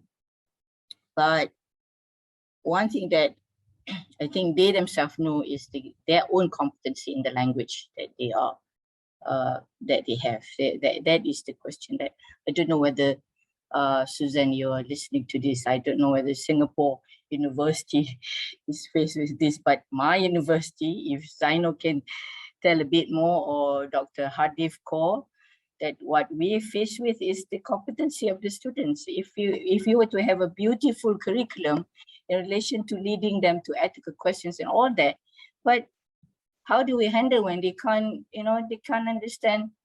I mean, they cannot deliver or articulate their ideas well. So that is the problem of the undergraduate, even at postgraduate level. So that's just the reality that we're facing with. Yeah, Suzanne? I don't know why my laptop hung just now, but can you all hear me? Yes, Okay, now you're back. I was just going to share that I don't know whether it's a trend in your universities, but it's a trend in ours to go into interdisciplinary modules. So for example, NTU is launching this interdisciplinary core where every student has to take these core modules, whether you're engineering, medicine, whatever field you are. And so part of this interdisciplinary common core are subjects like ethics, subjects like communication. And I think this is where literature can become part of these interdisciplinary core. It's happening in Ivy League universities, like Columbia, for example. All undergraduate students have to study, common core, and that includes things like philosophy, literature, ethics, and all that. So I think literature faculty also needs to kind of expand and look beyond just literature students. We have to think of marketing ourselves. Otherwise, our discipline is going to die out, become extinct. Because we know that literature students, the numbers are falling and it's worldwide, right? So I think we need to diversify. And one way is to think of ways to connect literature to, I would say, the fashionable fields. What's in fashion now would be things like sustainability, ethics, justice, things like digital literacy. And we need to think of ways to include literary texts in these types of interdisciplinary common core courses. Yeah, and diversify not only our content, but also our students. So this means that we may include students who are not literature trained, who may not even have the linguistic skills. So we need to think of repackaging our courses for the masses in that sense. Yeah, that's absolutely a great point. And I think it means that we have to battle within our universities, right? To convince the people beyond the liberal arts or humanities that they need us, right? That our courses are relevant for their all students, not just in literature. Okay, so thank you very much to everyone. We've reached almost the end here, and I would like to end with actually a quote from Suzanne's book, which I recommend to everyone. It's a particularly impressive passage, I thought, which she breaks down this character, Shu. I'm not sure if I pronounce it correctly. It's a Chinese character. And it's made of 3 pictograms. One is woman, mouth, and heart.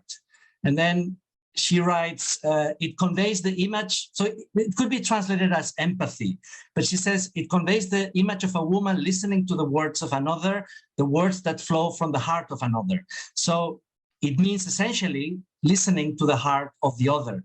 And then she adds, this concept fittingly sums up the ethical mission of literature education.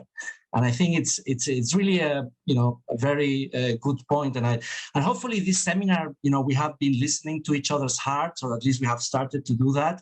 And more importantly, maybe this dialogue will help us to develop courses and curriculums that promote this kind of listening amongst and between our students.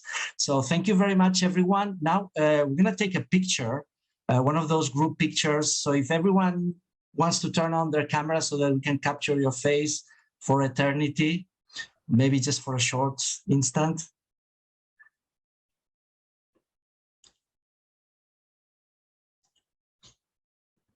Please hold. I'm capturing the screen.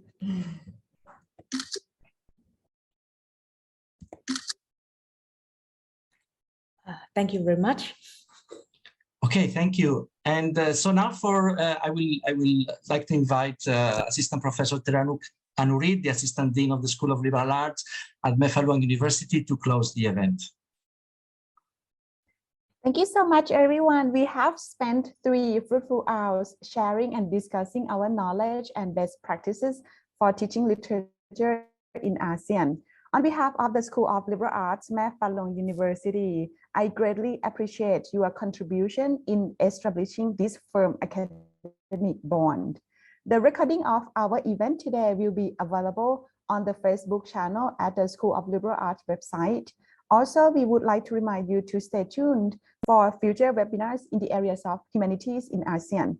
Thank you so much, and we're looking forward to seeing you again soon. Thank you.